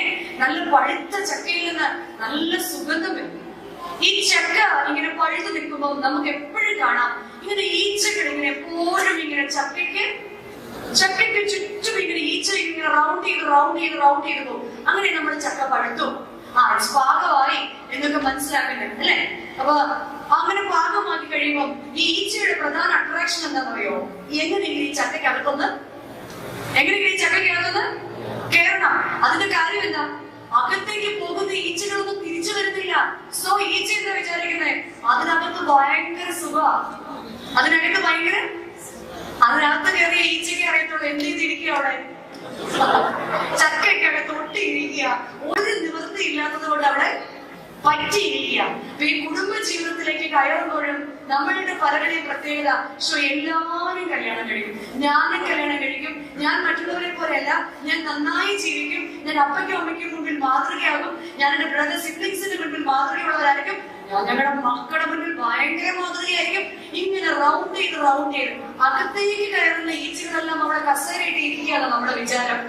അവരെല്ലാം പക്ഷെ പണ്ട് കാലത്തിൽ ആ ഒട്ടിപ്പിടിച്ചിരിക്കുന്ന ഒരു സ്നേഹം, പരസ്പരം ഞങ്ങളെ ഒരുമിപ്പിച്ചുവല്ലോ, ആ ദൈവത്തെ സ്തുതിച്ചുകൊണ്ട് ജീവിക്കുന്ന ഒരു തലമുറയിൽ നിന്ന് ഇന്ന് അതിനെ തള്ളി നീക്കി 2 ആഴ്ച കഴിയുമ്പോൾ പുറത്തിറങ്ങാനുള്ള ഒരു പ്രവണത. ഒന്നാമതായി നമ്മുടെ സമൂഹത്തിൽ നേരിടുന്ന പ്രശ്നം കുടുംബ ബന്ധങ്ങളുടെ കെട്ടുറപ്പില്ലായ്മയാണ്. എല്ലാവരും പുതിയ ജനറേഷൻ, ന്യൂജനം, എല്ലാവരും നമ്മൾ ന്യൂജനം. നമ്മൾ എക്സ്പെക്ട് ചെയ്യുന്ന പാർട്ണർ നമ്മൾ എക്സ്പെക്ട് ചെയ്യുന്ന പോലെ ആയിരിക്കില്ല. കുടുംബ ബന്ധങ്ങളുടെ കെട്ടുറപ്പില്ലായ്മയാണ് നമ്മുടെ ഒന്നാമത്തെ പ്രോബ്ലം. എവിടെയാണ് ഈ പ്രോബ്ലം ആരംഭിക്കുന്നത് അറിയാമോ? എവിടെയാണ് ഈ കുടുംബ ബന്ധങ്ങളുടെ പ്രോബ്ലം ആരംഭിക്കുന്നത്? കല്യാണം ആലോചിക്കുമ്പോ തൊട്ട് തന്നെ തുടങ്ങും ഈ പ്രോബ്ലം. യെശയ്യാ പ്രവാചകന്റെ പുസ്തകം 30-ാം അധ്യായത്തിന്റെ 1-ാം വാക്യത്തിൽ മുതൽ ഇങ്ങോട്ട് 5 കാര്യങ്ങൾ പറയുന്നുണ്ട്. ഞാൻ 5 പറയുന്നില്ല. പാപത്തോട് പാപം കൂട്ടുവാൻ എന്നെ കൂടാതെ ആലോചന കഴിക്കുന്നു. എന്താണ്? പാപത്തോട് പാപം കൂട്ടുവാൻ അവർ എന്നെ കൂടാതെ ആലോചന കഴിക്കുകയും. ബാക്കി സമയം പോലെ വീട്ടിൽ ചെന്നിട്ട് വായിക്കണം. ഫറവോന്റെ ഇഷ്ടമനുസരിച്ച് ജീവിക്കുകയൊക്കെ ചെയ്യുന്ന ഇസ്രായേൽ ജനത്തെ കുറിച്ച് പറയുന്ന നമ്മളും അങ്ങനെയാണ്. ദൈവത്തോട് ആലോചന ചോദിക്കുന്നില്ല. തകർന്ന് തരിപ്പണമായി കഴിയുമ്പോൾ അച്ഛൻ ഇതിനു മുമ്പ് പള്ളിയിൽ എന്നോട് ഒരു വാക്ക് പറഞ്ഞില്ലല്ലോ, അതിന്റെ പോലെ ഞാൻ ആലോചിക്കുമായിരുന്നോ? ഇതിനു മുൻപ് അച്ഛനോട് ഇല്ലായിരുന്നോ ചോദിക്കാൻ? പാപത്തോട് പാപം കൂട്ടുവാൻ ദൈവത്തെ കൂടെ ആലോചന കഴിക്കുന്ന വിവാഹ ബന്ധങ്ങൾ വീട്ടിൽ നമുക്ക് കാണാം. കാനായിലെ കല്യാണ വിരുന്നിൽ യേശുവും ശിഷ്യന്മാരും ക്ഷണിക്കപ്പെട്ട അതിഥികളായി കടന്നു വന്നു. എന്നാൽ ഇന്ന് നമ്മളുടെ വിവാഹ കൂതാശകളിൽ യേശു തമ്പുരാൻ കടന്നു വരുന്നുണ്ടോ? ഇപ്പൊ മെജോറിറ്റി കല്യാണങ്ങൾ നാട്ടിലായിരിക്കും നടക്കുന്നത്, അല്ലെ? നമ്മൾ നാട്ടിൽ വരുമ്പം ഒരു കുഞ്ഞു പള്ളിയൊക്കെ കാണുമ്പോൾ നമ്മൾ പറയും, പള്ളി പോരാപ്പേ, ഓഡിറ്റോറിയം. എന്റെ ഫ്രണ്ട്സിനൊക്കെ വരുമ്പോ AC ഓഡിറ്റോറിയം വേണം. അപ്പൊ നമുക്ക് എന്ത് ചെയ്യാം? ഏറ്റവും നല്ല പള്ളിയായിട്ട് പ്രാർത്ഥന പറഞ്ഞ് നമ്മൾ എങ്ങോട്ട് പോവാം? അരമനയിലോട്ട് പോവാം. അല്ലെങ്കിൽ നല്ല കൺസ്ട്രക്ഷൻ ഒക്കെ നടത്തിയിരിക്കുന്ന ഏതെങ്കിലും ഒരു പള്ളി നമുക്ക് വാടകയ്ക്ക് എടുക്കാം. പിന്നെ എന്ത് വേണം? ഏറ്റവും നല്ല കൊയർ വേണ്ടേ? ഏറ്റവും നല്ല കൊയർ വേണ്ടേ? അപ്പൊ ഏറ്റവും നല്ലൊരു കൊയർ വേണം. അപ്പൊ ഏറ്റവും നല്ല അച്ഛനെ വേണ്ടേ? എനിക്കറിയാം, കഴിഞ്ഞിടയ്ക്ക് ആ കല്യാണ വീട്ടിൽ മൊത്തം ഒരു മഞ്ഞ നിറം. അപ്പൊ ഞാൻ ചോദിച്ചു, എന്താ ഇവിടെ ആകെ ഒരു മഞ്ഞ നിറം? അത് യെല്ലോയാ കൊച്ചുമത്തി. പള്ളിയിലേക്ക് വന്നുകൊണ്ട് അച്ഛനെ മഞ്ഞ കാപ്പയിട്ട് നിർത്തിയിരിക്കുന്നു. അവര് വാങ്ങിച്ചു കൊടുത്തപ്പോ അച്ഛനോട് സ്നേഹം കൊണ്ടാണ് മഞ്ഞ കളറിൽ അച്ഛൻ നിൽക്കുന്നു, മാവ് മൊത്തം ഒരു മഞ്ഞ. പക്ഷെ രണ്ടുപേരും ഇപ്പൊ രണ്ടിടത്തിരിക്കുക മഞ്ഞയായിട്ട്, മൊത്തത്തിലൊരു മഞ്ഞ. ക്രിസോസ്റ്റമസിന് വേണ്ടിയാണ് വിവാഹ ശുശ്രൂഷ നടത്തിയത്. കുരിശു വരയ്ക്കാൻ വരുമ്പോ ചെറുക്കൻ ഇങ്ങനെ തിരുമേനിയെ സൂക്ഷിച്ചു നോക്കി നിൽക്കുകയാണ്. തീമൊക്കെ സെലക്ട് ചെയ്യണം, അറിയാൻ ഒരു കുരിശു വരയ്ക്കാൻ അറിഞ്ഞൂടാ. അപ്പൊ നമ്മളതനുസരിച്ച് തിരുമേനിമാരെ അച്ഛന്മാരെ ഒക്കെ ഇവ വീട്ടിൽ നിന്നാൽ ഇത്രയും പൈസ കൊടുത്ത് സ്റ്റുഡിയോയിൽ വിളിക്കുന്നതല്ലേ? ലുക്കുള്ള അച്ഛനെയും ലുക്കുള്ള തിരുമേനിയൊക്കെ നമ്മൾ വിളിച്ച് കല്യാണം നടത്തും. എന്നാൽ യേശുവും ശിഷ്യന്മാരും അവിടെ ക്ഷണിക്കപ്പെട്ട അതിഥിയായി കടന്നു വരുമ്പോൾ മാത്രമാണ് അവരുടെ കലത്തിലെ വീഞ്ഞ് കുറഞ്ഞു പോകാതിരിക്കുകയുള്ളൂ. അവരുടെ കുടത്തിലെ മാവും എണ്ണയും കുറഞ്ഞു പോകാതെ അവരുടെ ജീവിതം മുന്നോട്ട് പോകണമെങ്കിൽ നമ്മുടെ വിവാഹ കൂതാശകളായി തീരണം. ഒരു മാരേജ് ഒരു ഇവന്റ് അല്ല, ഒരു സെലിബ്രേഷൻ അല്ല, കൂതാശയായി തീരണം. നമ്മുടെ ആർഭാടങ്ങൾ നാട്ടിലുള്ളവരെ കാണിക്കാൻ വേണ്ടിയുള്ളതല്ല നമ്മുടെ കല്യാണങ്ങൾ, മറിച്ച് കൂതാശയാകണം. അതിന് ഉദാഹരണം പറയാം. ഒരിക്കലും ഞങ്ങളുടെ നാട്ടില് നല്ല പേര് കേട്ട ഒരു കുടുംബത്തിലെ ചെറുക്കൻ പേര് കേട്ട പെണ്ണിന് കല്യാണം ആലോചിച്ചു. ഒരു വലിയ ഫാമിലി ഒക്കെയാ. കല്യാണം കഴിഞ്ഞ് ആദ്യത്തെ 4 ദിവസം പെണ്ണിന്റെ വീട്ടിലാണ്. അവിടെയൊക്കെ അങ്ങനെയാണ്. 4 ദിവസം കഴിഞ്ഞ് ചെറുക്കന്റെ വീട്ടിലേക്ക് വന്നു. ചെറുക്കന്റെ വീട്ടിലോട്ട് വന്നു കഴിഞ്ഞപ്പോൾ രാവിലെ പല്ല് തേക്കാൻ ബ്രഷ് പേസ്റ്റുമായി നിൽക്കുന്ന പെണ്ണിനോട് പയ്യൻ പറഞ്ഞു, പേസ്റ്റ് താഴെ എടുക്കണോ? അപ്പൊ പെണ്ണ് ചോദിച്ചു, പേസ്റ്റ് ഇപ്പൊ എവിടെ നിന്ന് എടുത്താലാണ്? പേസ്റ്റ് താഴെ എടുത്താൽ മതി. പേസ്റ്റ് എവിടെ നിന്ന് എടുത്താൽ എന്താ? പയ്യൻ സത്യം പറഞ്ഞു, എന്റെ മമ്മി ഭയങ്കര ഡിസിപ്ലിൻ ആണ് ഞങ്ങളെ വളർത്തിയത്. അങ്ങനെ ഇങ്ങനൊന്നും ഇട്ടാ മമ്മിക്ക് ഇഷ്ടപ്പെടുത്തില്ല. So you do like this. താഴെ എടുക്കും. ഇവിടെയും അതിൽ ഡിസിപ്ലിൻ ആയിട്ട് വളർത്തിയതാണ്. ഇവിടെ ഈ പേസ്റ്റ് എടുത്ത് ഒറ്റ എയർ വെച്ച് കൊടുത്തിട്ട് പറഞ്ഞു, ഞങ്ങളുടെ വീട്ടിൽ പല്ലൊക്കെ തേക്കുന്നവര്. ഫോൺ എടുത്തു, റിങ് ചെയ്തു, ആദ്യം വിളിച്ചു. ആരെയായിരിക്കും എന്ന് പറയാം? ആരെയാണ്? മമ്മിയെ. കാരണം ഇപ്പൊ നമ്മൾ ഈ കാര്യങ്ങൾ വീട്ടിൽ തീരുമാനിക്കുന്ന ആരാ? മമ്മിയാണല്ലോ. മമ്മി വിളിച്ചപ്പോ മമ്മി പറഞ്ഞു, മോളെ പുള്ളി ഇങ്ങോട്ട് വന്നോട്ട് നടക്കാൻ പോയിരിക്കുക, പപ്പ ഇങ്ങോട്ട് വന്നോട്ടെ, ഞാനും പുള്ളി കൂടെ അങ്ങോട്ട് വരിക, ഞാൻ വന്നിട്ട് പോള് പല്ല് തേച്ചാൽ മതി. ആഹാ, ഇന്നത്തെ കാര്യത്തിൽ തീരുമാനം ഉണ്ടാക്കണമല്ലോ. ഏതായാലും കോൾഗേറ്റ് കമ്പനി അറിഞ്ഞിട്ടില്ലെന്ന് തോന്നുന്നു. അവർ രണ്ടുപേരും തിരുവല്ല കോടതിയുടെ അനുവാദത്തോടുകൂടി ഇന്ന് 2 വീട്ടിലാണ്. എന്താ പ്രശ്നം? ഒരു പേസ്റ്റ്. എന്താ പ്രശ്നം? ഞാൻ പറഞ്ഞു, ആദ്യകാലത്ത് നിങ്ങളുടെ അപ്പൻ അമ്മമാർ നാട്ടിൽ നിന്ന് വണ്ടി കയറി വരുമ്പോൾ അവർക്ക് 1 ലക്ഷമേ ഉണ്ടായിരുന്നുള്ളൂ. എങ്ങനെയെങ്കിലും 5-8 മക്കളുള്ള വീട്ടിൽ നിന്ന് വീടിനെ ഒന്ന് കരുപിടിപ്പിക്കണമെന്ന്. പിന്നെ ഉപഭോഗ സംസ്കാരത്തിന് മക്കളെ സന്തോഷിപ്പിക്കാൻ വേണ്ടി ഒരു ധനസമ്പാദനം തുടങ്ങി. അതിന്റെ ലാളനയിൽ വളർന്നു വന്ന മക്കൾക്ക് ഇന്ന് അഡ്ജസ്റ്റ്മെന്റ് കപ്പാസിറ്റി ഇല്ല. നമുക്ക് എന്ത് ഇഷ്ടമല്ല എങ്ങും അഡ്ജസ്റ്റ് ചെയ്തില്ല. യേശു തമ്പുരാൻ തന്റെ ശിഷ്യന്മാരോട് പറയുന്നത് ഒന്നിക്കൂടെ ആവർത്തിക്കട്ടെ, ഞാനോ നിങ്ങളുടെ ഇടയിൽ ഒരു ശുശ്രൂഷക്കാരനെ പോലെ കുടുംബ ജീവിതത്തിൽ പരസ്പരം ശുശ്രൂഷ ചെയ്യുവാൻ, ആരാധനാലയത്തിൽ പരസ്പരം ഒന്ന് ശുശ്രൂഷ ചെയ്യുവാൻ. പലപ്പോഴും നിങ്ങൾക്ക് സമാധാനം എന്ന് പറഞ്ഞ് സമാധാനം നൽകുമ്പോൾ അടുത്ത് നിൽക്കുന്നവന്റെ ഫേസ് നോക്കിയാണ് നമ്മൾ എന്ത് കൊടുക്കുന്നത്? ചുമ്മാ ഇങ്ങനെ വാങ്ങിക്കും, ഇങ്ങനെ കൊടുക്കും. എന്നാൽ ഞാൻ നിങ്ങൾക്ക് നൽകുന്ന സമാധാനം നിങ്ങളുടെ കുടുംബങ്ങളിൽ വാഴണമെങ്കിൽ, ഞാൻ നിങ്ങൾക്ക് നൽകുന്ന സമാധാനം പരിശുദ്ധാത്മാവിൽ നിങ്ങളുടെ ഹൃദയത്തിൽ വസിക്കണമെങ്കിൽ, നിങ്ങളുടെ കുടുംബ ബന്ധങ്ങളിൽ ഉണ്ടാകണമെങ്കിൽ വിശുദ്ധമായ കുടുംബ ബന്ധങ്ങൾ ഉണ്ടാകണം. ലോകത്തിന്റെ കണ്ണിൽ കുടുംബ ജീവിതം എന്താ? Marriage is A contract between 2 souls or two persons. ദൈവത്തിന്റെ മുൻപിൽ, സഭയുടെ മുൻപിൽ വിവാഹം എന്താണ്? കവനന്റ് ടു ഗോഡ് ആണ്. ദൈവത്തോടുള്ള നമ്മുടെ കമ്മിറ്റ്മെന്റ് ആണ്. മലങ്കര സഭയുടെ മക്കൾക്ക് വിവാഹം എന്ന് പറഞ്ഞാൽ ദൈവത്തിന്റെ മുൻപിൽ നമ്മൾ എടുക്കുന്ന പ്രതിജ്ഞയാണ്. ഇവിടെ മണവാളനും മണവാട്ടിയുമായിട്ട് ദേവാലയത്തിൽ വന്നു നിൽക്കുമ്പോൾ പുരോഹിതൻ പറയും, വാനിലൂടെയോൻ കൈയാൽ മകുടം കോശം ഇറങ്ങുന്നു, മണവാളനെ ആചാര്യൻ അണിയിക്കും മകുടം രമ്യം. അല്ലയോ മണവാള, ഈ മണവാട്ടി നിനക്ക് രമ്യം എന്ന് സ്വർഗം സാക്ഷിക്കുന്നു. അതിന്റെ അപ്രൂവൽ ലെറ്റർ ഇതാ ഞാൻ തരുന്നു എന്ന് പറഞ്ഞ അച്ഛൻ മണവാളനെ കിരീടം അണിയിക്കും. മണവാട്ടിയോടും പറയും, അല്ലയോ മണവാട്ടി, ഈ മണവാളനാണ് നിനക്ക് രമ്യം. സിംഗപ്പൂരിലൊക്കെ കൊള്ളാവുന്ന ആമ്പിള്ളേര് കാണും, പക്ഷേ ഈ ഡൽഹിക്കാരനാണ് നിനക്ക് രമ്യം. നിനക്ക് ഇതാണ് രമ്യം. ഒരിക്കലും വിവാഹ ശുശ്രൂഷയെ സംബന്ധിച്ചുകൊണ്ടിരുന്നപ്പോൾ ഈ ഫ്രണ്ടിൽ ഒരു അങ്കിൾ നിൽക്കുന്നു, നല്ല ഇൻസൈഡ് ഒക്കെ ചെയ്ത് നല്ല ടിപ്പായിട്ട് നിൽക്കുന്ന അങ്കിളാ. ഇടയ്ക്ക് നെഞ്ചത്തടിച്ച് പാടുന്നതുള്ളൂ. അപ്പൊ ഞാൻ നേരത്തെ പറഞ്ഞു എനിക്ക് ക്യാരക്ടർ സ്റ്റഡി ഇഷ്ടമാണ്. അപ്പൊ ഞാനിങ്ങനെ പുറകോട്ട് ചിന്തിച്ചു എപ്പോഴാണ് ഈ അങ്കിൾ നെഞ്ചത്തടിച്ചത്. അപ്പൊ പാട്ട് ഇങ്ങനെ പുറകോട്ട് പാടിയപ്പോഴേ ഇവിടെ കൊയറുകാർ പാടുക, മണവാളൻ തൻ മകുടം തിരുമുൾമുടിയോട്. ഒറ്റ അടിയായിരുന്നു കേട്ടപ്പോ. മണവാളന്റെ മകുടം എന്താണ്? അത് ആർക്കും മനസ്സിലായി? നിങ്ങൾക്ക് മനസ്സിലായില്ലോ. ആ പുള്ളിക്ക് ജീവിച്ച് മനസ്സിലായി. എന്റെ കിരീടം എന്താ ഇപ്പൊ? അതേ പ്രിയ മണവാളന്റെ കിരീടം എന്താണ്? തിരുമുൾമുടിയോട് സദൃശ്യമാ. ക്രിസ്തുവിൽ ആത്മീയ വർധനവ് പ്രാപിച്ച് ഭവനത്തിൽ വളരണമെങ്കിൽ ക്രിസ്തു തലയിൽ മുൾമുടി വെച്ച് തന്റെ സഭയെ സംരക്ഷിച്ചതുപോലെ തന്റെ ഭവനത്തിൽ തന്റെ ഇംഗിതങ്ങളെ പരിമിതപ്പെട്ട് നടക്കുമ്പോഴാണ് ഒരു മണവാളൻ അനുഗ്രഹിക്കപ്പെട്ടവരാകുന്നത്. അങ്കിളത് മനസ്സിലാക്കി തന്നെയാണ് അത് പറഞ്ഞത്. നമുക്കറിയാം ജീവിതത്തിന്റെ പ്രാരാബ്ദങ്ങൾ എടുക്കുമ്പോൾ നമ്മൾ അറിയാതെ അങ്ങനെ പലപ്പോഴും പറഞ്ഞു. എന്നാൽ ഇന്ന് നമ്മളിൽ പലർക്കും marriage is a licence for extra marital affairs ആണ്. മറ്റുള്ളവരെ ചൂണ്ടിക്കാണിക്കാനും വിധിക്കാനും ഒക്കെ പോകുമ്പോൾ ഞാൻ എന്നോട് ചോദിക്കുക, എന്റെ കൈകളും എന്റെ കണ്ണുകളും എങ്ങനെയാണ് ചലിക്കുന്നത്? It is not a licence for extra marital affairs. Marriage is a covenant to God. നമുക്ക് വിവാഹം ദൈവത്തോട് നാം വയ്ക്കുന്ന പ്രതിജ്ഞയാണ് നമ്മുടെ ഓരോ വിവാഹ ബന്ധങ്ങളും. 2, ഇതിന്റെ ലോകത്തിന്റെ വലിയ പ്രശ്നമാണ് വർക്ക് പ്രഷർ. ജീവിതത്തിന്റെ വർക്ക് പ്രഷർ. വീട്ടിലെ അപ്പ വൈകിട്ട് വരുമ്പോ ഇന്നത് മേടിച്ചോണ്ട് വരണമെന്ന് പറയുമ്പോ ആന്ന് പോലെ രാവിലെ പോകും. വൈകിട്ട് മോനിങ്ങനെ നോക്കിയിരിക്കും. അപ്പ ഞാൻ പറഞ്ഞു, മോൻ എപ്പോ പറഞ്ഞടാ ഞാൻ ഓർക്കുന്നില്ല. കാരണം എന്താണ്? Work pressure. നമ്മൾ റോഡിൽ കണ്ടിട്ടുണ്ട്, don't mix drink and drive. Mix ചെയ്ത ഡ്രിങ്കും ഡ്രൈവും കൂടെ കുടുംബ ബന്ധത്തിലേക്ക് വരുമ്പോൾ എല്ലാം ഗേറ്റിൽ വെച്ച് ഉപേക്ഷിക്കുക. ഈ ജോലികളൊക്കെ ഗേറ്റിൽ വെച്ച് ഉപേക്ഷിച്ച് വേണം വീട്ടിലേക്ക് വരാൻ. ക്രിസ്തു എന്ന മണവാളനും സഭ എന്ന മണവാട്ടിയും ചേർന്നിരിക്കുന്നത് പോലെ മണവാളനും മണവാട്ടിയുമായി ഭവനത്തിൽ വസിക്കുമ്പോഴാണ് ശാരീരികവും മാനസികവും ആത്മീയവുമായും മക്കൾ ഭവനത്തിൽ ഉണ്ടാകുന്നത്. നമുക്ക് ഇഷ്ടംപോലെ പ്രഷേഴ്സ് കാണും, ഇഷ്ടംപോലെ പ്രഷറുകൾ ജോലിയിൽ കാണും. പക്ഷെ don't mix work with the home. ജീവിതത്തെ മിക്സ് ചെയ്യരുത്. ഇതൊക്കെ നമ്മുടെ ആത്മീയ വർധനവിന് തടസ്സമാണ്.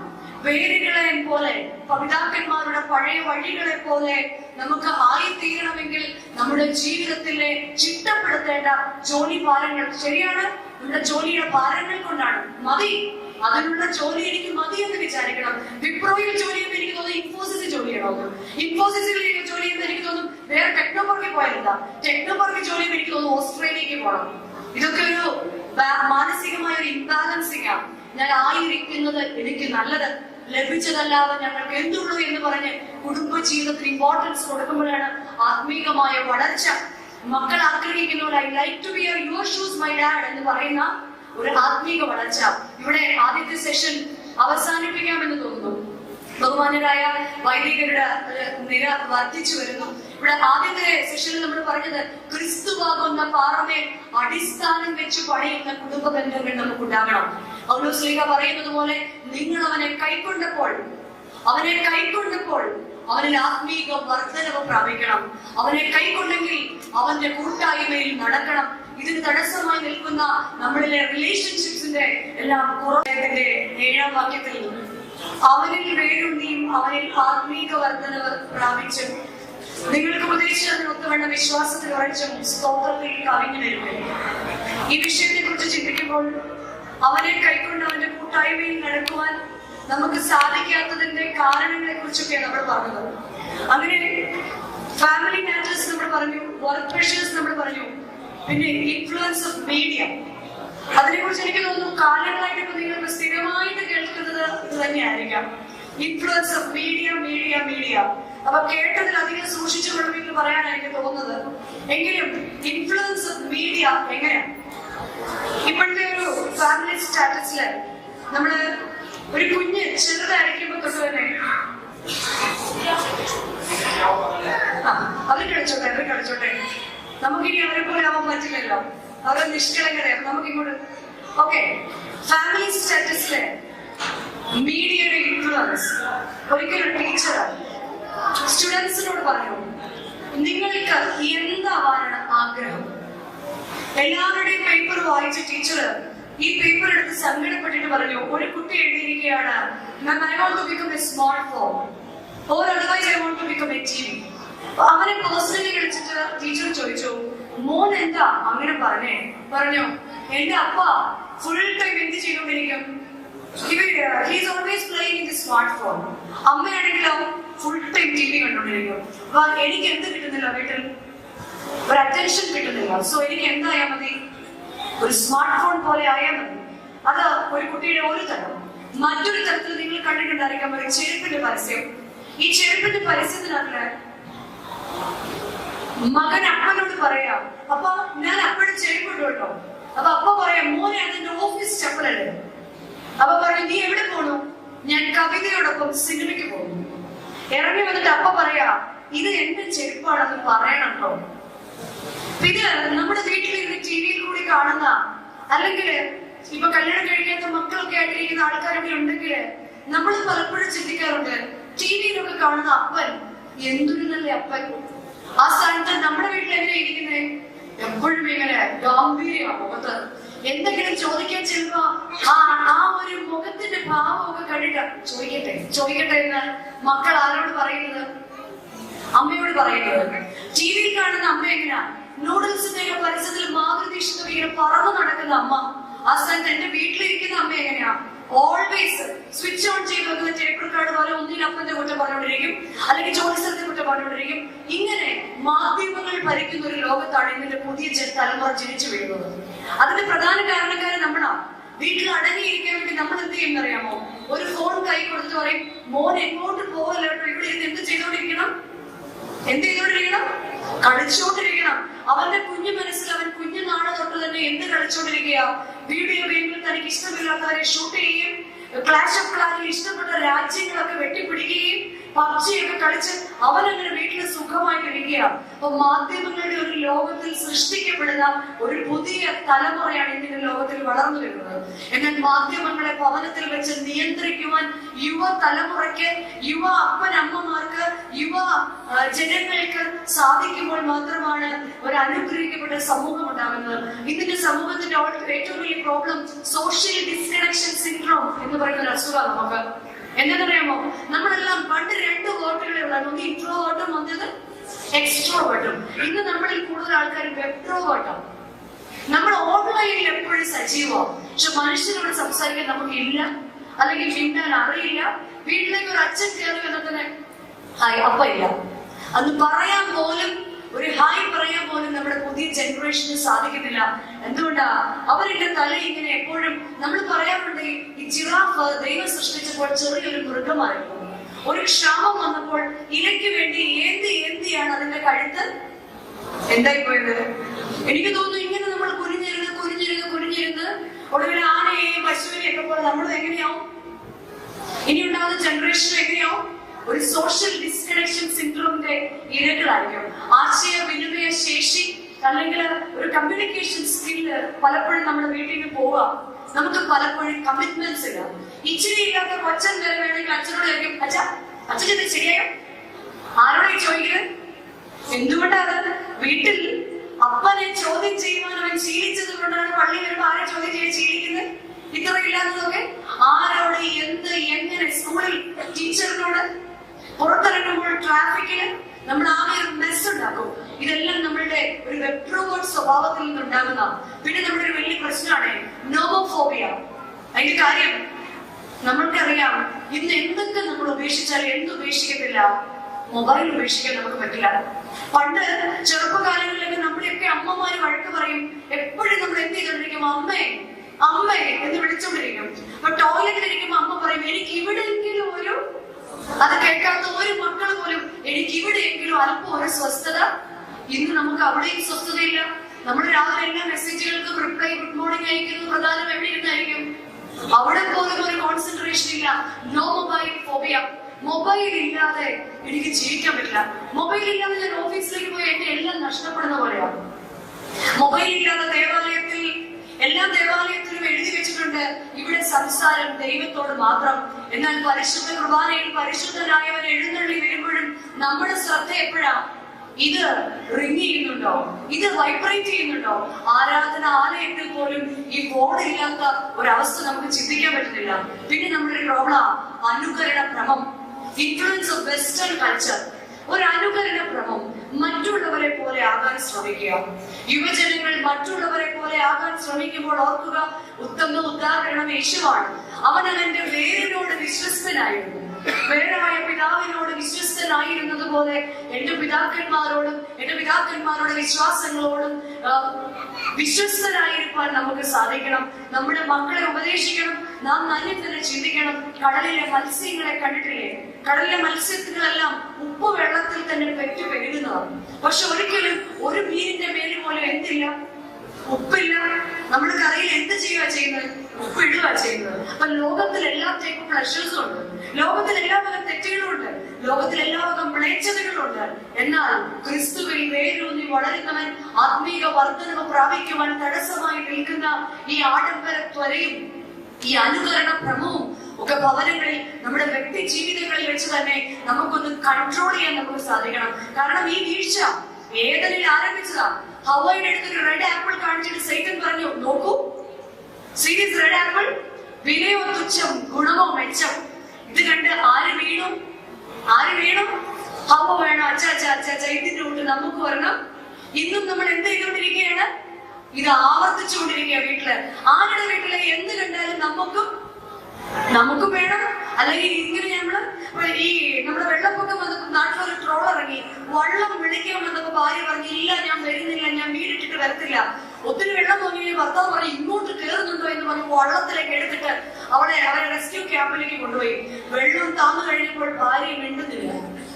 നീ എന്താ മിണ്ടാതെ? നിങ്ങൾ എന്നോട് മേലെ സംസാരിക്കരുത്. നമ്മുടെ വടക്കേ താമസിക്കുന്ന ആണിയെ വെള്ളം പൊങ്ങിയപ്പോൾ ഹെലികോപ്റ്റർ വന്നാ കൊണ്ടുപോയത്. ആ ക്യാമ്പിലുള്ള 10 പേരോട് പറയാനപ്പോൾ എനിക്ക് ലജ്ജ വന്നു. ഒരു എണ്ണോട്ട് കിടക്കുന്ന വള്ളം കൊണ്ട് വന്നേക്കൊന്ന് കൊണ്ടുപോകാൻ. മേലാൽ നിങ്ങൾ എന്നോട് ആഡംബര ത്വരയും ആ ഒരു പ്രദർശന ത്വരയൊക്കെ നമുക്കിന്ന് കൂടിയിരിക്കുക. മറ്റുള്ളവരെ പോലെ ആകാൻ ശ്രമിക്കുമ്പോൾ നാം ആരെ പോലെ ആകണം? നമ്മുടെ മുമ്പിൽ, മക്കളുടെ മുൻപിൽ മാതൃകയുള്ളവരായി തീരണമെങ്കിൽ നമുക്കറിയാം, ഗബ്രിയേൽ ദൂതൻ കടന്നു വന്ന ഒരു കന്യകയോട് പറഞ്ഞു, കന്യകയായ മറിയാമേ, നിനക്ക് സമാധാനം, നീ ഗർഭം ധരിച്ച ഒരു പുത്രനെ പ്രസവിക്കും. മറിയാം മറുപടി എന്നിൽ നിറവേറട്ടെ. എവിടെയാണ് ഇത് ആവർത്തിക്കപ്പെട്ടത്? 33 വർഷങ്ങൾക്ക് ശേഷം രക്തം വിയർത്തുകൊണ്ടിരുന്ന മറിയാമിന്റെ പുത്രൻ ഗത്സമനയിൽ ഇരുന്നു കൊണ്ട് പിതാവിനോട് പറയുക, എന്റെ ഇഷ്ടമല്ല അപ്പ, നിന്റെ ഇഷ്ടം എന്നിൽ നിറവേറട്ടെ എന്ന്.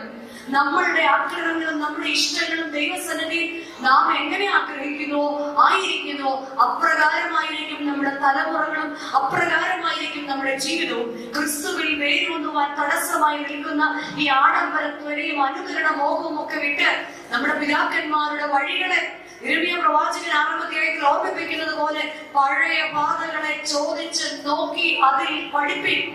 പിന്നെ സാമ്പത്തിക അച്ചടക്കമില്ലായ്മ. ഇന്ന് പണം നമുക്ക് വെറുമൊരു നിസ്സാരമായ വസ്തുവാണ്.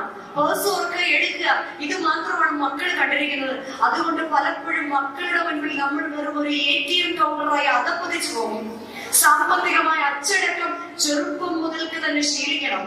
ചെറുപ്പം മുതൽക്ക് തന്നെ വരവിൽ കവിഞ്ഞ ചെലവ്, ദൈവത്തിന് ഇഷ്ടമില്ലാത്തത്, അവരില്ലാത്തത് എന്റെ അലമാരകളിൽ കുന്നുകൂടുമ്പോൾ, അവരെന്റെ മേശകൾ പട്ടിണിയായിട്ടിരിക്കുമ്പോൾ, എന്റെ മേശകൾ സ്വാദുഭോജ്യവുമായി എപ്പോഴും നിറഞ്ഞിരിക്കുമ്പോൾ, വിശന്നിരിക്കുന്നവരെ ഓർക്കാതെ ആഹാരം കഴിക്കുകയും, നഗ്നനെ ഓർക്കാതെ വസ്ത്രം വാങ്ങിക്കുകയും, ഇല്ലാത്തവനെ ഓർക്കാതെ നിഗളിച്ച് നടക്കുകയും ചെയ്താലും, ബേൽശസ്സർ രാജാവിനെ പോലെ കൊട്ടാരത്തിൽ നിന്ന് തറയിലടിച്ചവനാ ദൈവം.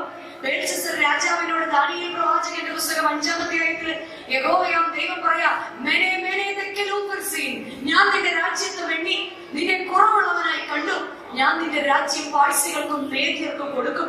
നെബൂഖദ്നേസർ രാജാവ് ഇസ്രായേലിനെ കൊള്ളയടിച്ചു കൊണ്ടുവന്ന സകലതും ബേൽശസ്സർ രാജാവ് തിന്നു കുടിച്ച് ആനന്ദിച്ചുകൊണ്ടിരിക്കുമ്പോഴാണ് യഹോവയുടെ കൈ ബേൽശസ്സർ രാജാവിന്റെ നേരെ വീണത്. പ്രിയരെ, നമ്മുടെ പിതാക്കന്മാർ സമ്പാദിച്ചു വെച്ചിരിക്കുന്നത് തിന്നു മുടിച്ച് നശിപ്പിക്കുന്നവരാകാനല്ല, വേരിനോട് വിശ്വസ്തതയുള്ളവൻ, അവർ കാണിച്ചു തന്ന വിശ്വാസത്തെ കൈക്കൊണ്ടുപോലെ. നമ്മൾ കുർബാനയിൽ ചൊല്ലാറുണ്ട്, നമ്മെ പഠിപ്പിച്ച നമ്മുടെ പിതാക്കന്മാരെ കുർബാനകളിലും പ്രാർത്ഥനകളിലും നമസ്കാരങ്ങളിൽ നാം ഓർക്കണം. നമ്മെ വിശ്വാസം പഠിപ്പിച്ച നമ്മുടെ പിതാക്കന്മാരുടെ നല്ല വഴികളെ നാം ഓർക്കണം. അവരുടെ പാതകളെ നോക്കി അവരോട് ചോദിച്ച് വേരിനോട് വിശ്വസ്തത കാട്ടി വളരുവാൻ നമുക്ക് സാധിക്കണം. നമ്മുടെ കുടുംബങ്ങളിൽ കമ്മ്യൂണിക്കേഷൻസ് ഉണ്ടാവട്ടെ. നമ്മുടെ കുടുംബങ്ങളിൽ നല്ല ബന്ധങ്ങൾ ഉണ്ടാകണം. നമ്മുടെ കുടുംബങ്ങളിലെ ഡബിൾ പാർട്ട്ണർ സിസ്റ്റം മാറ്റണം. നമുക്കെല്ലാം ഒരു ഡബിൾ പാർട്ട്ണർ സിസ്റ്റം ഉണ്ട്. എന്താണെന്നറിയോ? എന്റെ ഭർത്താവ് എന്റെ സങ്കല്പത്തിലുള്ള ഭർത്താവ്, എന്റെ ഭാര്യ എന്റെ സങ്കല്പത്തിൽ ഒരു ഭാര്യയുണ്ട്. അത് ഇങ്ങനെയൊന്നും അല്ല, അത് ഇങ്ങനെയേ അല്ല. പറഞ്ഞിട്ട് കാര്യമുണ്ടോ? അല്ലയോ മണവാള, ഈ മണവാട്ടി നിനക്ക് രമ്യമാണെന്ന് അച്ഛൻ പറഞ്ഞ് രണ്ടുപേരെയും കയ്യെ പിടിച്ച് പറഞ്ഞിട്ടതാ. എന്നിട്ട് ഈ മണവാളനും ഈ മണവാട്ടിയും നിനക്ക് രമ്യം. കുടുംബങ്ങളിൽ സമാധാനം ഉണ്ടാകണമെങ്കിൽ അപ്പനെ തലയായിട്ട് അംഗീകരിക്കുവാൻ അമ്മയ്ക്കും മക്കൾക്കും സാധിക്കണം. അമ്മയെ ഭവനത്തിന്റെ ഹൃദയമായിട്ട് അംഗീകരിക്കുവാൻ അപ്പനും മക്കൾക്കും സാധിക്കണം. അപ്പോഴുള്ള കുടുംബങ്ങളിലാണ് മക്കൾ പ്രതീക്ഷകളായിട്ട് വളർന്നു വരുന്നത്. Father should be the head of the family. Mother should be the heart of the family. ഇന്ന് എന്താ കുടുംബങ്ങളിൽ കാണുന്നത്? Father is the security in the family. വീടൊക്കെ നോക്കി നടത്തുന്ന, തക്ക സമയത്ത് അരി പഞ്ചസാരയൊക്കെ മേടിച്ചുകൊണ്ട് വരുന്ന, കൂട്ടിട്ട് ഇറങ്ങിയ കേട്ടോ എന്ന് നമ്മൾ പറയുന്ന ഒരു സെക്യൂരിറ്റി ഇൻ ദ ഫാമിലി. അമ്മ ആരാ? പല കുടുംബങ്ങളിലും അമ്മമാർ ഒരു കെയർ ടേക്കറായി മാറുക. No, mother is the heart of the family. എന്തുകൊണ്ടാ? പുരുഷൻ സ്ത്രീയുടെ തലയാണെന്ന് പറയുന്നത് എന്തുകൊണ്ടാ? ക്രിസ്തു സഭയുടെ തലയായിരിക്കുന്നത് കൊണ്ട് ഭാര്യമാരെ നിങ്ങൾ ഭർത്താക്കന്മാർക്ക് സകലത്തിലും കീഴ്പ്പെടും. മക്കളുടെ മുൻപിൽ കീഴ്പ്പെട്ട് ശുശ്രൂഷ ചെയ്യുന്ന അമ്മമാർ നമ്മുടെ ഇടയിൽ ഉണ്ടാകണം. അങ്ങനെ മാതൃകയുള്ള അമ്മമാരുണ്ടാകണം. അത് കേട്ട് അങ്ങനെ ഒത്തിരി സന്തോഷിക്കൊന്നും വേണ്ട. അതിന് താഴെ പൗലോസ് പറയുന്നുണ്ട്, ഭർത്താക്കന്മാരെ ക്രിസ്തു തന്റെ ജീവനെ കൊടുത്ത് സഭയെ സ്നേഹിച്ചതുപോലെ നിങ്ങൾ നിങ്ങളുടെ ഭാര്യമാരെ എങ്ങനെയാ സ്നേഹിച്ച ക്രിസ്തു സഭയെ? തന്റെ ചങ്കിലെ അവസാനത്തുള്ളിൽ രക്തം കൊടുത്ത് ഭാര്യയെ സ്നേഹിക്കാൻ നമുക്ക് സാധിക്കണം. കല്യാണം കഴിച്ചവരും കല്യാണം കഴിക്കാനുള്ളവരും ചിന്തിക്കുക, തന്റെ ചങ്കിലെ തന്റെ എല്ലാ ആഗ്രഹങ്ങളെയും മാറ്റിവെച്ചാണ് സ്വർഗത്തിന്റെ മഹിമയിൽ നിന്ന് ഇറങ്ങി വന്ന ക്രിസ്തു യേശു തന്റെ സഭയെ സേവിച്ചത്, സ്നേഹിച്ചത്, കൂട്ടിക്കൊണ്ടുവരുന്ന ഒരുക്കപ്പെട്ട മണവാട്ടിയായി കരുതുന്നു. പ്രിയ അപ്പന്മാരെ, പ്രിയ സഹോദരന്മാരെ, നിങ്ങൾ ഓർക്കുക, ക്രിസ്തു തന്റെ സഭയെ സ്നേഹിച്ചതുപോലെ ഇങ്ങനെ ഒരു ഭാര്യ അല്ല എന്നല്ല, ഇതാണ് എനിക്ക് ദൈവം ചേർത്ത് വെച്ച എന്റെ തക്കതായ തുണ എന്ന് പറയുവാൻ സാധിക്കുമ്പോഴാണ് ഭവനങ്ങളിൽ ആത്മീയ വർധനവ് അല്ലെങ്കിൽ ബന്ധങ്ങളൊക്കെ ബന്ധനങ്ങളായി മാറും. നമ്മുടെ ഉത്തരവാദിത്തങ്ങളെല്ലാം ഭവനങ്ങളിൽ ഉത്തരവാദിത്തങ്ങൾ എന്ന് പകരം അടിമത്തങ്ങളായി മാറും. നമ്മളുടെ ബന്ധനങ്ങളല്ലാതെ സുതാര്യമായി മാറട്ടെ. Family is A miniature form of heaven.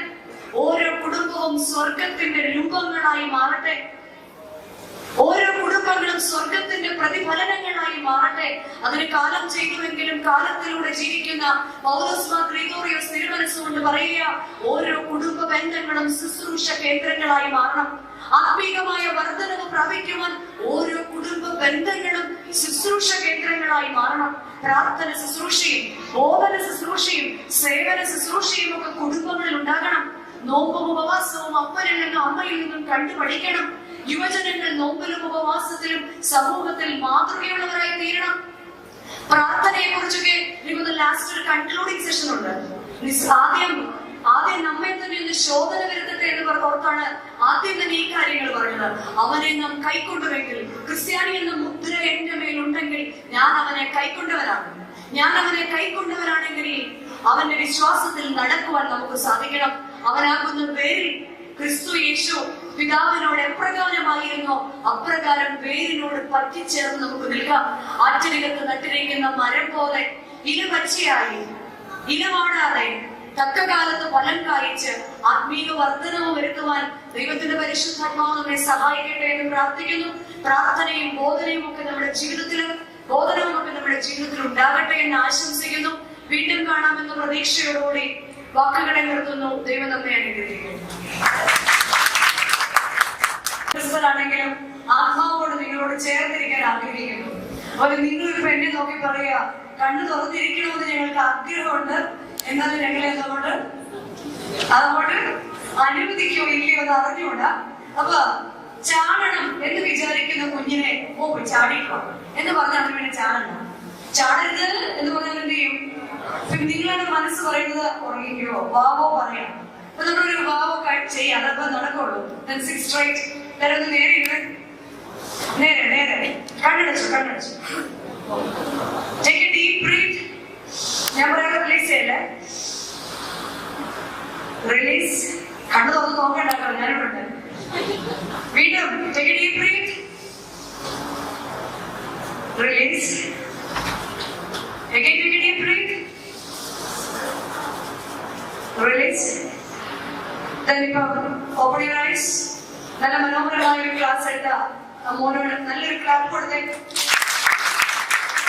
ഏത് സ്റ്റേറ്റ് എന്നാലും മലയാളികളാണ് തെളിയിക്കുന്നത് നമ്മുടെ ക്ലാപ്പാണ്. ഭയങ്കര പിശുക. ഒന്ന് സൗണ്ട്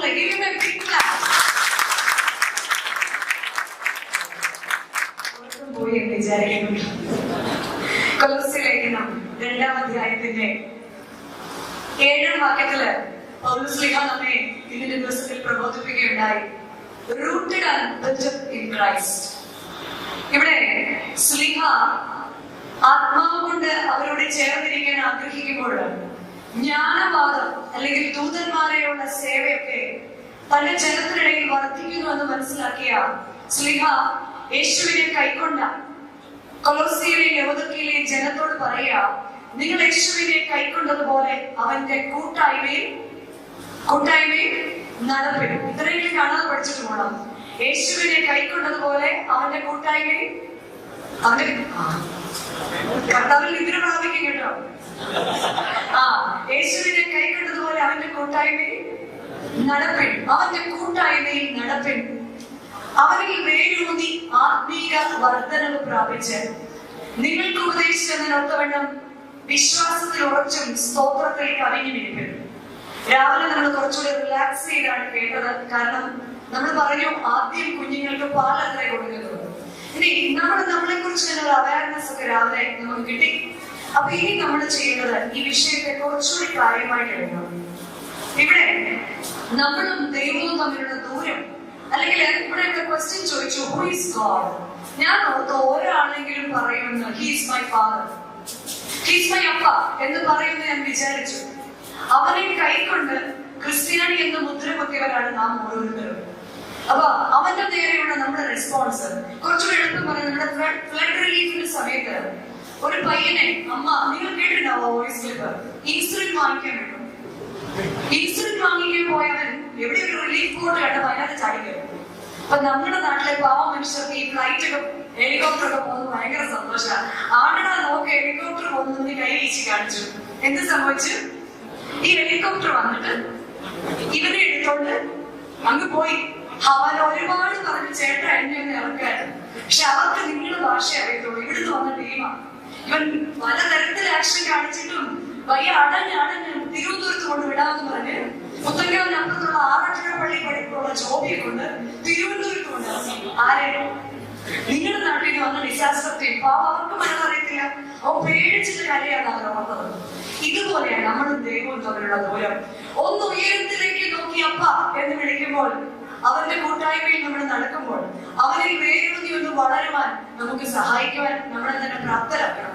പലപ്പോഴും നമ്മളുടെ കുറവുകളെ ഓർത്താണ് ദൈവസന്നിധിയിൽ കരയാറുള്ളത്. നമുക്കറിയാം, നമ്മുടെ വീട്ടിൽ ഇങ്ങനെ പയറ് കുക്കറിൽ ഇടുന്നതിന് മുൻപ് നമ്മുടെ അമ്മ അല്ലെങ്കിൽ ചേച്ചി നന്നായി കഴുകിയിട്ട് എന്ത് ചെയ്യും? ചീത്തയെ അങ്ങനെ വെള്ളത്തിൽ പൊങ്ങി വരുന്ന ചീത്ത എടുത്ത് എടുത്തിട്ടാണ്. ഒരിക്കലും ഇങ്ങനെ ഒരമ്മ ഈ പയറ് കഴുകി ചീത്ത പയറിനെ വാരി പുറത്തേക്ക് കളഞ്ഞു.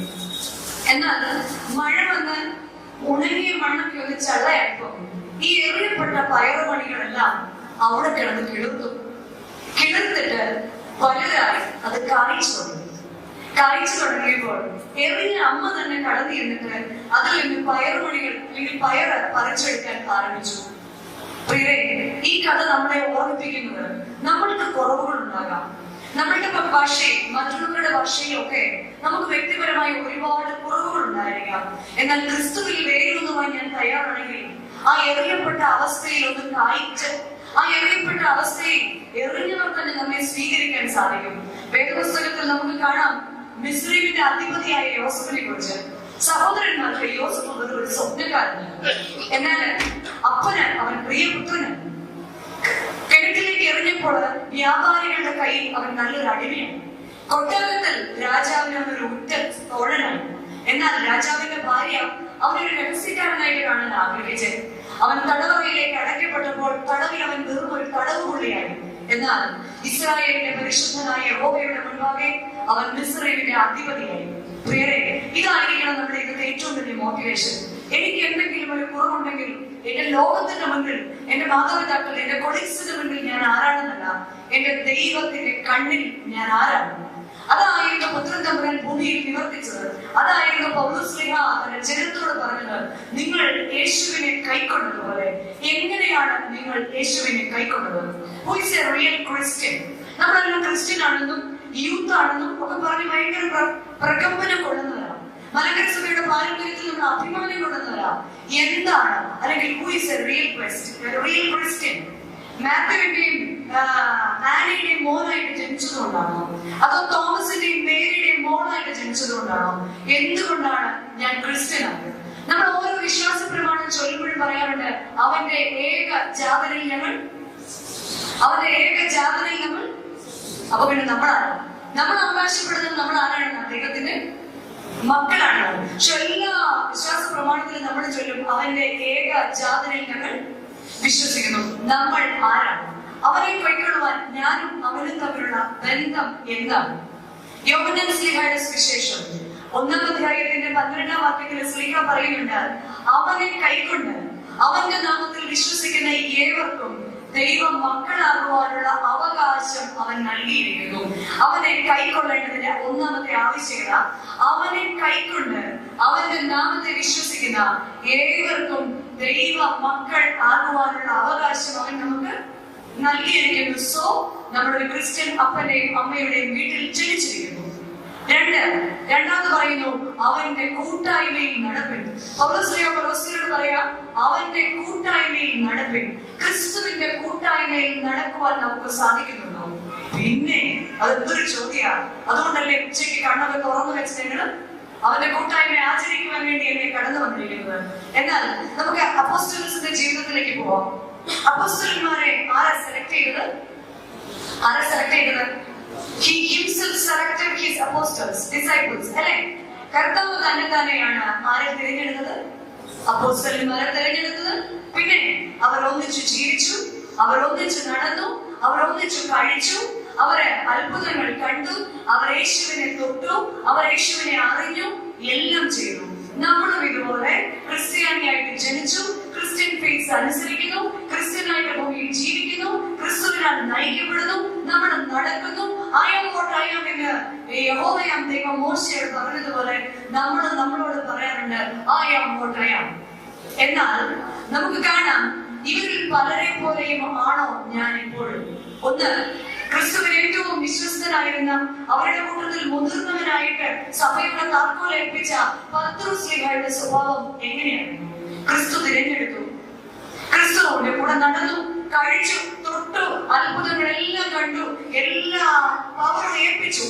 ഞാൻ ക്രൂസിഫൈ സമയത്തിലേക്ക് പോവാണ്, ഇനി മുതൽ ഇവരുടെ എല്ലാ കാര്യങ്ങളും നോക്കേണ്ടത് നീയാണ് എന്ന് പറഞ്ഞിട്ട് ഗത്സമനയിൽ പ്രാർത്ഥന കഴിഞ്ഞിരിക്കുന്ന നേരത്ത് യേശു തമ്പുരാനെ പിടിക്കുവാൻ പടയാളികൾ വന്നപ്പോൾ പത്രോസ്ലീഹ എന്ത് ചെയ്തു? പറഞ്ഞോളൂ. പത്രോസ്ലീഹ എന്ത് ചെയ്തു? വാൾ തന്റെ മുറയിൽ നിന്നെടുത്ത് വെട്ടി. രണ്ട് കാര്യങ്ങളാണ് അവിടെ. ഒന്ന്, അവരുടെ കയ്യിൽ എന്തുണ്ടായിരുന്നു? സമാധാനത്തിന്റെ പ്രഭു. യേശു തമ്പുരാൻ ജനിക്കുന്നതിന് 600 വർഷം മുൻപ് യെശയ്യാ പ്രവാചകൻ പ്രവചിച്ചു, നമുക്കായിട്ടൊരു ശിശു ജനിക്കും, നമുക്കായിട്ടൊരു മകൻ പിറന്നിരിക്കുന്നു, ആധിപത്യം അവന്റെ തോളിൽ, അവൻ അത്ഭുതമന്ത്രി, വീരനാം ദൈവം, നിത്യപ്രഭു, സമാധാനത്തിന്റെ ദൈവം എന്ന് അവൻ അറിയപ്പെടും. ഈ സമാധാനത്തിന്റെ ദൈവത്തോട് കൂടെ നടന്നിട്ട്, സമാധാന പുത്രന്റെ കൂടെ നടന്നിട്ടും അവന്റെ ഉറയിൽ എന്തുണ്ടായിരുന്നു? വാളുണ്ടായിരുന്നു. രണ്ട്, വാളെടുത്ത് സേവകന്റെ ചെവി വെട്ടിക്കളഞ്ഞു. ഒരിക്കലും ചെവി വെട്ടാനായിട്ട് ആരും എടുക്കത്തില്ല. എവിടെ വെട്ടാൻ എടുത്തതായിരിക്കും? കഴുത്തായിരിക്കും വെട്ടിയത്.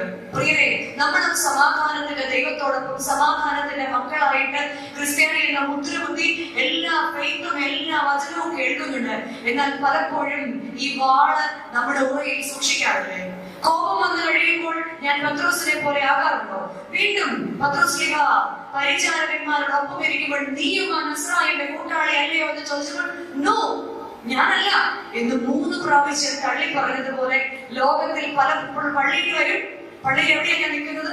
ചിലപ്പോൾ റോഡിലായിരിക്കും നിൽക്കുന്നത്, ചിലപ്പോൾ കഴിയാറാകുമ്പോഴായിരിക്കും ഞാൻ വരുന്നത്, ചിലപ്പം ഞാൻ ജോലി സ്ഥലത്തും ഞാൻ ക്രിസ്ത്യൻ എന്ന് മറ്റുള്ളവരെ ചോദിക്കുന്നത് പോലത്തെ എന്റെ പ്രവർത്തികൾ ഉണ്ടെങ്കിൽ ഇന്നും പത്രോസ്ലീഹയിലെ ആ ആത്മാവ് ഇവയുണ്ട്. ആത്മീക വർദ്ധനവ് പ്രാപിക്കണമെങ്കിൽ അവന്റെ കൂട്ടായ്മയിൽ നടക്കണം. വീണ്ടും നമുക്ക് തോമാസ്ലീഹയിലേക്ക് വരാം. ഭാരതത്തിന്റെ മണ്ണിലേക്ക് കാലുകുത്തുന്നതിന് മുൻപ് മാർത്തോമാസ്ലീഹയുടെ സാന്നിധ്യത്തിൽ യേശു തമ്പുരാൻ പറഞ്ഞു, ഈ 3 ദിവസം കൊണ്ട് ഞാൻ ഈ മന്ദിരം പണിയുമെന്ന്. ഇത് കേട്ടിട്ട് പോലും കർത്താവ് മരിച്ചു കഴിഞ്ഞു ഉയർത്തെഴുന്നേറ്റു എന്ന് പറഞ്ഞപ്പോൾ മാർത്തോമാസ്ലീഹ പറഞ്ഞു, നോ, ഞാൻ വിശ്വസിക്കില്ല, അവന്റെ വിലാവിൽ തൊടാതെ വിശ്വസിക്കില്ല. പലപ്പോഴും ഒന്നുമില്ലായ്മ ഇത്രയാക്കിയിട്ടും എന്തെങ്കിലും ഒരു ചെറിയ പ്രയാസം ജീവിതത്തിൽ വരുമ്പോ ദൈവമേ നീ ഉണ്ടോ? നീ ഇല്ലേ? നീ ഇതൊന്നും കാണുന്നില്ലേ? ഞാൻ എങ്ങനെ ഓർക്കും ചെയ്യും എന്ന് ദൈവസന്നിധിയിൽ പരാതിക്കാരായിട്ട് ഒതുങ്ങിപ്പോവുകയാണോ വിശ്വാസികളായി നാം ചെയ്യുന്നത്? യുവജനങ്ങളാണ് ഒരു ദേശത്തിന്റെ ശക്തി. അവരിലെ വിശ്വാസമാണ് പുതിയ തലമുറയിലേക്ക് പോകേണ്ടത്. രാവിലെ നമ്മൾ പറഞ്ഞ പോലെ papa I want to wear your shoes or I like to wear your shoes എന്ന് പറയുന്ന നെക്സ്റ്റ് ജനറേഷന്റെ മുൻപിൽ നമുക്ക് മാതൃകയാകാൻ സാധിക്കുന്നുണ്ടോ? വിശ്വാസത്തിൽ ഞാൻ വിലാവിൽ തൊട്ടാലെ വിശ്വസിക്കും, എന്റെ ജീവിതത്തിൽ വരുന്നതേ ഞാൻ വിശ്വസിക്കൂ എന്ന് പറഞ്ഞാണോ? അതോ അപ്പനായാണോ ദൈവത്തെ സ്നേഹിക്കുന്നത്? അവന്റെ കൂട്ടായ്മയിൽ നടക്കണമെങ്കിൽ ഓട്ടോമാറ്റിക്കലി നമ്മൾ അവനെ കൈക്കൊണ്ടു. അപ്പനോ അമ്മയും ക്രിസ്ത്യനായാണ് നമ്മൾ അവനെ കൈക്കൊണ്ടു. ഇനി അവന്റെ കൂട്ടായ്മയിൽ നടക്കണമെങ്കിൽ ഇതുപോലെയാണോ? എന്നാൽ പ്രതിസന്ധിയുടെ നിമിഷത്തിൽ നമുക്ക് കാണാം, യോഹന്നാൻ യേശുവിന്റെ മാറോട് ചേർന്ന് കിടന്നു, അല്ലെ? ക്രൂശിന്റെ അവസാനം വരെ ക്രിസ്തുവിനോട് അനുഗമിച്ചതായിരുന്നു ആര്? യോഹന്നാൻ. ഇവിടെ തന്നെ അപ്പോസ്തലന്മാരിലെ 3 പേരുടെ വ്യത്യസ്ത സ്വഭാവങ്ങൾ നമുക്ക് കാണാം. നമുക്കും ഇതുപോലെ ഞാൻ എങ്ങനെയാണ്? പക്ഷെ എപ്പോഴാണ് അവരിൽ ആ മാറ്റം ഉണ്ടായതെന്ന് അറിയാമോ? പെന്തിക്കോസ്തയുടെ ദിവസത്തിൽ പരിശുദ്ധാത്മാവ് അവരുടെ മേൽ ആവസിച്ചു. പരിശുദ്ധാത്മാവ് അവരുടെ മേൽ ആവസിച്ചു കഴിഞ്ഞപ്പോൾ അവർ പുതിയ സൃഷ്ടിയായി തീർന്നു. പുതിയ സൃഷ്ടിയായി തീർന്ന് പത്രോസ് എഴുന്നേറ്റ് ഒറ്റ പ്രസംഗത്തിൽ 3000 പേരെ മാനസാന്തരപ്പെടുത്തി. 3000 പേർക്ക് സ്നാനം നൽകി അവരെ ക്രിസ്തു സഭയോട് ചേർത്തു. പ്രിയരെ, എന്റെ പള്ളിയിൽ ചിലപ്പോൾ റെപ്രസെന്റേറ്റീവ് ആയിട്ട് ഞാൻ മാത്രമായിരിക്കും വന്നിരിക്കുന്നത്, അല്ല എന്റെ ഹോൾ ഫാമിലിയിൽ ഞാൻ മാത്രമായിരിക്കും വന്നിരുന്നത്. എന്നിലെ മാറ്റം കാണുമ്പോൾ പത്രോസിലുണ്ടായ ഒരു മാറ്റം പോലെ നമ്മൾ രാവിലെ പറഞ്ഞു, പത്രോസിന് നിഴൽ വീണ രോഗികൾ സൗഖ്യപ്പെട്ടു. കാരണം ആ നിഴൽ ക്രിസ്തുവായിരുന്നു, ആ നിഴൽ ക്രിസ്തുവിന്റേതായിരുന്നു. എന്നാൽ എന്റെ നിഴൽ ക്രിസ്തുവാണോ? എന്റെ നിഴൽ ക്രിസ്തുവാണോ? പലപ്പോഴും പലരെയും നന്നാക്കാൻ പോകുമ്പോൾ നിഴൽ നമ്മൾ പറയും, ഞാൻ മുന്നിൽ നടക്കുമ്പോൾ നിഴൽ പിന്നിലുണ്ട്. ഞാൻ പിന്നിൽ നോക്കുമ്പോൾ നിഴൽ മുന്നിലുണ്ട്, എന്നാൽ നിഴൽ നിന്നിലായാൽ നീയുമില്ല, നിഴലുമില്ല. നിഴലിൽ വസിക്കുന്ന വെളിച്ചമായ ദൈവം മാത്രം നമ്മിൽ വസിക്കുന്നു. പരിശുദ്ധാത്മാവ് വന്നു കഴിഞ്ഞപ്പോൾ തോമസ് വിദൂരതയിൽ നിന്ന് ഇന്ത്യ എന്ന് പറയുന്ന ഭൂഖണ്ഡത്തിന്റെ മറ്റേ അറ്റമായ രാജ്യം വരെ വന്ന ദൈവത്തിന്റെ സുവിശേഷ ഘോഷണം.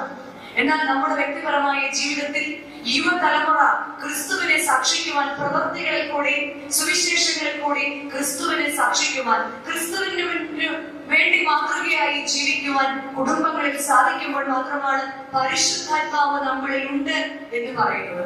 നാം പറഞ്ഞു രാവിലെ നാം ഓരോരുത്തരും സാക്ഷ്യ പെട്ടകങ്ങളാണ്.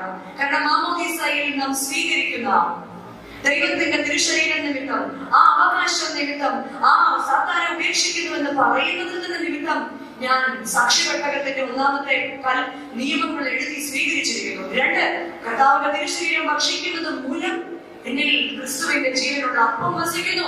3, നിത്യപുരോഹിത വർഗമായതിനാൽ അഹറോന്റെ തടുത്ത വടിയിൽ നിക്ഷിപ്തമായതിനാൽ സാക്ഷ്യ പെട്ടകമാകുവാൻ പലപ്പോഴും നമ്മൾ ചെറിയ പ്രാർത്ഥനയിലും പ്രവർത്തനങ്ങളിലും മാറ്റങ്ങൾ വരണം. മാറ്റങ്ങൾ ഉണ്ടാക്കുക എന്ന് പറയുന്നത് അത്ര ഈസി അല്ല.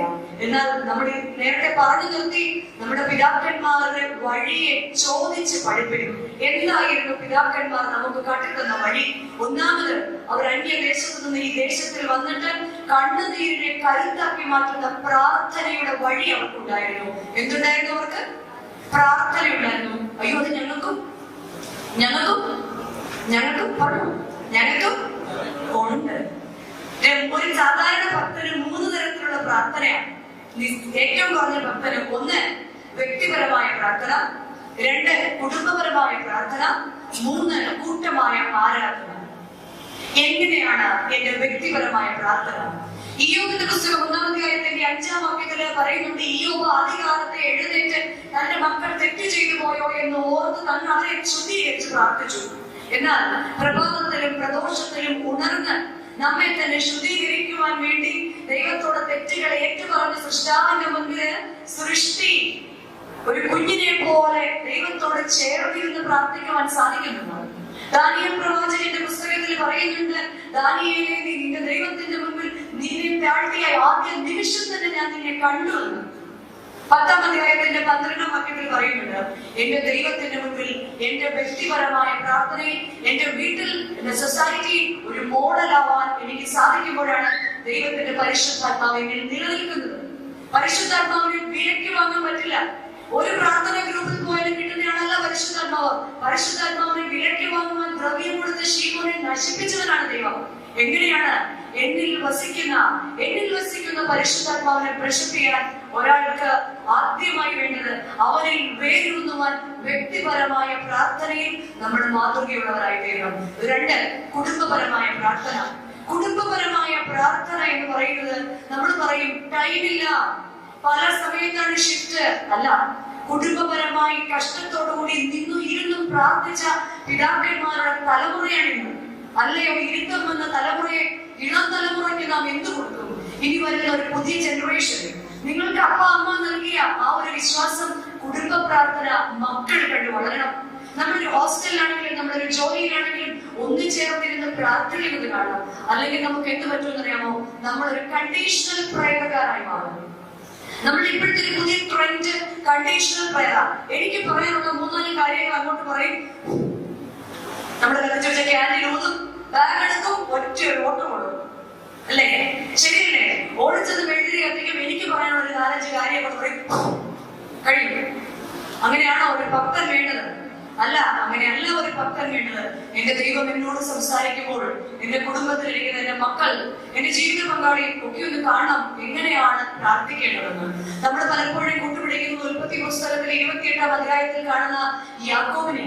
യാക്കോബ് പ്രാർത്ഥിക്കുന്നുണ്ട്, യഹോവേ, നീ എന്നെ അനുഗ്രഹിക്കണം നിശ്ചയം. നീ എനിക്ക് ഉണ്ണാനും ഉടുപ്പാനും നൽകി എന്റെ അപ്പന്റെ ഭവനത്തിലേക്ക് പറഞ്ഞയച്ചാൽ നീ എന്റെ ദൈവമാണെന്ന് പറയാവുന്നത്. അങ്ങനെ പ്രാർത്ഥിക്കാനല്ല പേരെ നമ്മുടെ പിതാക്കന്മാർ നമ്മെ പഠിപ്പിച്ചിരിക്കുന്നത്. നമ്മൾ പഠിപ്പിച്ചിരിക്കുന്നത്, എന്നെ അനുഗമിക്കുവാൻ ഇച്ഛിക്കുന്നവൻ തന്നെ ത്യജിച്ച് തന്നെ കുരിശുമെടുത്ത് എന്റെ പിന്നാലെ വരിക. കാരാഗ്രഹത്തിൽ കിടക്കുമ്പോൾ കൈ ചങ്ങലകൾ വെച്ച് ദൈവത്തെ സ്തുതിച്ച പൗലോസ് നമുക്ക് മുൻപിൽ മാതൃകയാണ്. കുരിശിൽ നിന്ന് ഇറങ്ങിപ്പോയവനല്ല, കുരിശിൽ കിടന്ന് പുത്രൻ കാണിക്കുകയാണ് എങ്ങനെയാണ് പ്രാർത്ഥിക്കേണ്ടത്, എങ്ങനെയാണ് അനുസരിക്കേണ്ടത്. രാവിലെ പറഞ്ഞു, he was like a Paul in his patience, in his obedience and his trust. എല്ലാ രീതിയിലും അവൻ ദൈവസന്നിധിയിൽ താഴ്മയുള്ളവനായിരുന്നു. നമ്മുടെ പിതാക്കന്മാർ നമ്മോട് പറയുന്നത് ഹബക്കൂക്ക് പ്രവാചകൻ പ്രാർത്ഥിക്കുന്നത് പോലെ പ്രാർത്ഥിക്കണം. എങ്ങനെയാ ഹബക്കൂക്ക് പ്രവാചകൻ പ്രാർത്ഥിച്ചതെന്ന് ഹബക്കൂക്ക് പ്രവാചകന്റെ പുസ്തകം 3-ാം അധ്യായം പറയുന്നുണ്ട്. അത്തിമരങ്ങൾ പൂത്തില്ല എങ്കിലും മുന്തിരിവള്ളികൾ വാടിപ്പോയാലും ആലയിലുള്ള എന്റെ ആടുകളെല്ലാം ചത്തുപോയാലും യഹോവയാണ് എന്റെ ആനന്ദം, യഹോവയാണ് എന്റെ ബലം. ഈ ഭൂമിയിൽ ആരെന്നെ ഉപേക്ഷിച്ചാലും എനിക്കുള്ള സമ്പത്തെല്ലാം നശിച്ചാലും യഹോവയാണ് എന്റെ ബലം എന്ന് പറഞ്ഞ കുടുംബത്തിൽ പ്രാർത്ഥിക്കുന്ന, കണ്ണുനീരോട് പ്രാർത്ഥിക്കുന്ന അപ്പനും അമ്മയും മക്കളുമായി തീരണം. പ്രാർത്ഥിക്കുന്ന മക്കളുള്ളതാണ് ഒരു അമ്മയുടെ ഏറ്റവും വലിയ ഭാഗ്യം. കൃപയുള്ള മക്കളുള്ളതാണ് ഒരു അപ്പന്റെ ഏറ്റവും വലിയ ഭാഗ്യം. കുടുംബ പ്രാർത്ഥനകൾ മാതൃകയുള്ളതായി തീരട്ടെ. 3-ാമതായിട്ട് കൂട്ടമായ ആരാധന. ഇന്ന് ആരാധന എന്ന് പറയുമ്പോൾ എപ്പോഴെങ്കിലും പാർട്ടിസിപ്പേറ്റ് ചെയ്യുക. ഈ ട്രെയിനൊക്കെ പോകുമ്പോൾ ഇഷ്ടമുള്ള സ്റ്റേഷനിൽ നമ്മൾ കയറുന്നത് പോലെയാ. ഒരിക്കലും 2 ആഴ്ചയായിട്ട് സ്ഥിരമായിട്ട് പുതിയൊരു കപ്പലിനെ കണ്ടപ്പോ അച്ഛൻ ഒന്ന് നിക്കണേ പറഞ്ഞു. കൈമുത്ത് കഴിഞ്ഞിട്ട് അച്ഛൻ ചോദിച്ചു, അമ്മപ്പാട് വിളിച്ചു, അവർ വളരെ സന്തോഷത്തോടെ വന്ന് ചോദിച്ചു. അച്ഛൻ ചോദിച്ചു, നിങ്ങൾ എവിടുത്തുകാരാ? അത് അച്ഛൻ ഞങ്ങൾ കുറച്ച് ദൂരെയുള്ളതാ. ഇവിടെ എവിടെയാ ജോലി? ഇന്ന സ്ഥലത്താ ജോലി. അച്ഛൻ ചോദിച്ചു, നിങ്ങൾ അവിടെ ഏത് പള്ളിയാ? അച്ഛൻ ഞങ്ങൾ ആക്ച്വലി നിങ്ങൾ ഓർത്തഡോക്സുകാരല്ല. അച്ഛൻ ഒന്നും കൂടി സന്തോഷമായി. പരസ്യത്തിൽ പറയുന്നത് മോനെ മനസ്സിൽ ഇല്ലാട്ടി അച്ഛൻ ഭയങ്കര സന്തോഷമായി. എന്തൊരു സംഗീതാത്മകമായ എന്റെ പ്രാർത്ഥന ഉണ്ടായിരിക്കും എന്ന് പറഞ്ഞ് ഞങ്ങളുടെ ആരാധനയുടെ സുഗന്ധം എന്നൊക്കെ പറഞ്ഞ അച്ഛൻ കുറച്ച് അവരോട് കാര്യമൊക്കെ പറഞ്ഞു. അത് കഴിഞ്ഞ് ചോദിച്ചു, ആക്ച്വലി ഇവിടെ അച്ഛൻ നോക്കുമ്പോൾ അത്ര വലിയ ആത്മീയതയൊന്നും കാണുന്നില്ല, ആക്ച്വലി ഇവിടെ വരാനുള്ള കാരണം എന്താണ്? അപ്പൊ അവര് പറഞ്ഞു, അച്ഛാ ആകെ ഒരു വീക്കെൻഡ് കിട്ടുന്ന, ഞങ്ങൾ ആക്ച്വലി കാത്തലിക്സാ. ഞങ്ങളുടെ ചർച്ചിലേക്ക് ചെല്ലുന്ന സമയം ആകുമ്പോഴത്തേക്ക് അവിടുത്തെ എല്ലാം പിന്നെ ഞങ്ങൾ ഇങ്ങോട്ട് വരുന്ന വഴിക്ക് മർത്തോമ ചർച്ച് ഉണ്ട്. പക്ഷെ അവിടെ എല്ലാം ഈ ബെഞ്ച് സിസ്റ്റമാണ്. ഞങ്ങൾ ചെല്ലുമ്പോഴത്തേക്ക് ബെഞ്ച് എല്ലാം ഫില്ല് ചെയ്യും, പിന്നെ ഇവിടെ നിൽക്കേണ്ടി വരും. ഇവിടെ ആകുമ്പോൾ വലിയ കുഴപ്പമില്ല, അച്ഛാ എപ്പോ വേണം വന്നാൽ നമുക്ക് ജോയിൻ ചെയ്യാമല്ലോ. ഇവിടെ ആകുമ്പോൾ നമുക്ക് എപ്പോ വേണമെങ്കിലും എന്ത് ചെയ്യാം, അല്ല അങ്ങനെ ജോയിൻ ചെയ്യാനുള്ള ഇവന്റ് അല്ല ഇവിടെ നടക്കുന്നത്. എന്താണ് ഇവിടെ നടക്കുന്നത്? ലേവ്യ പുസ്തകത്തിൽ നമുക്ക് കാണാം, ഇസ്രായേൽ ജനം പലായനം ചെയ്തുകൊണ്ടിരിക്കുന്ന ഇസ്രായേൽ ജനത്തെ അവർക്ക് പാർപ്പാനൊരു കൂടാരമോ വസിപ്പാനൊരു ആലയമോ ആരാധിപ്പാനൊരു ആരാധനാലയമോ ഒന്നും ഇല്ലെന്ന കാലത്ത് പോലും മോശയോട് ഇസ്രായേലിന്റെ പരിശുദ്ധനായ ദൈവം ലേവ്യ പുസ്തകത്തിൽ കൂടെ അരുളി ചെയ്യുന്നുണ്ട്. ലേവ്യ പുസ്തകം 23-ാം അധ്യായത്തിന്റെ 27-ാം വാക്യത്തില് മോശയുടെ യഹോവയാം ദൈവം അരുളി ചെയ്യുന്ന 3 കാര്യങ്ങളാ. 1, 7-ാം ദിവസം നിങ്ങൾക്ക് സഭായോഗം ആചരിക്കണം. 2, തന്റെ ജനം ആത്മതപനം ചെയ്യണം. 3, യഹോവയ്ക്ക് തന്റെ ജനം ദഹനബലി അർപ്പിക്കണം. 1, അന്ന് 7-ാം ദിവസമാകിയാൽ എന്റെ ജനത്തിന് വിശുദ്ധ സഭാ യോഗം. എന്താണ് നമ്മുടെ ഞായറാഴ്ചയുടെ പ്രത്യേകത? ഇവിടെ വരുമ്പോ അച്ഛൻ പാടും, ക്രോവേന്മാരുടെ തേരതും പോലെ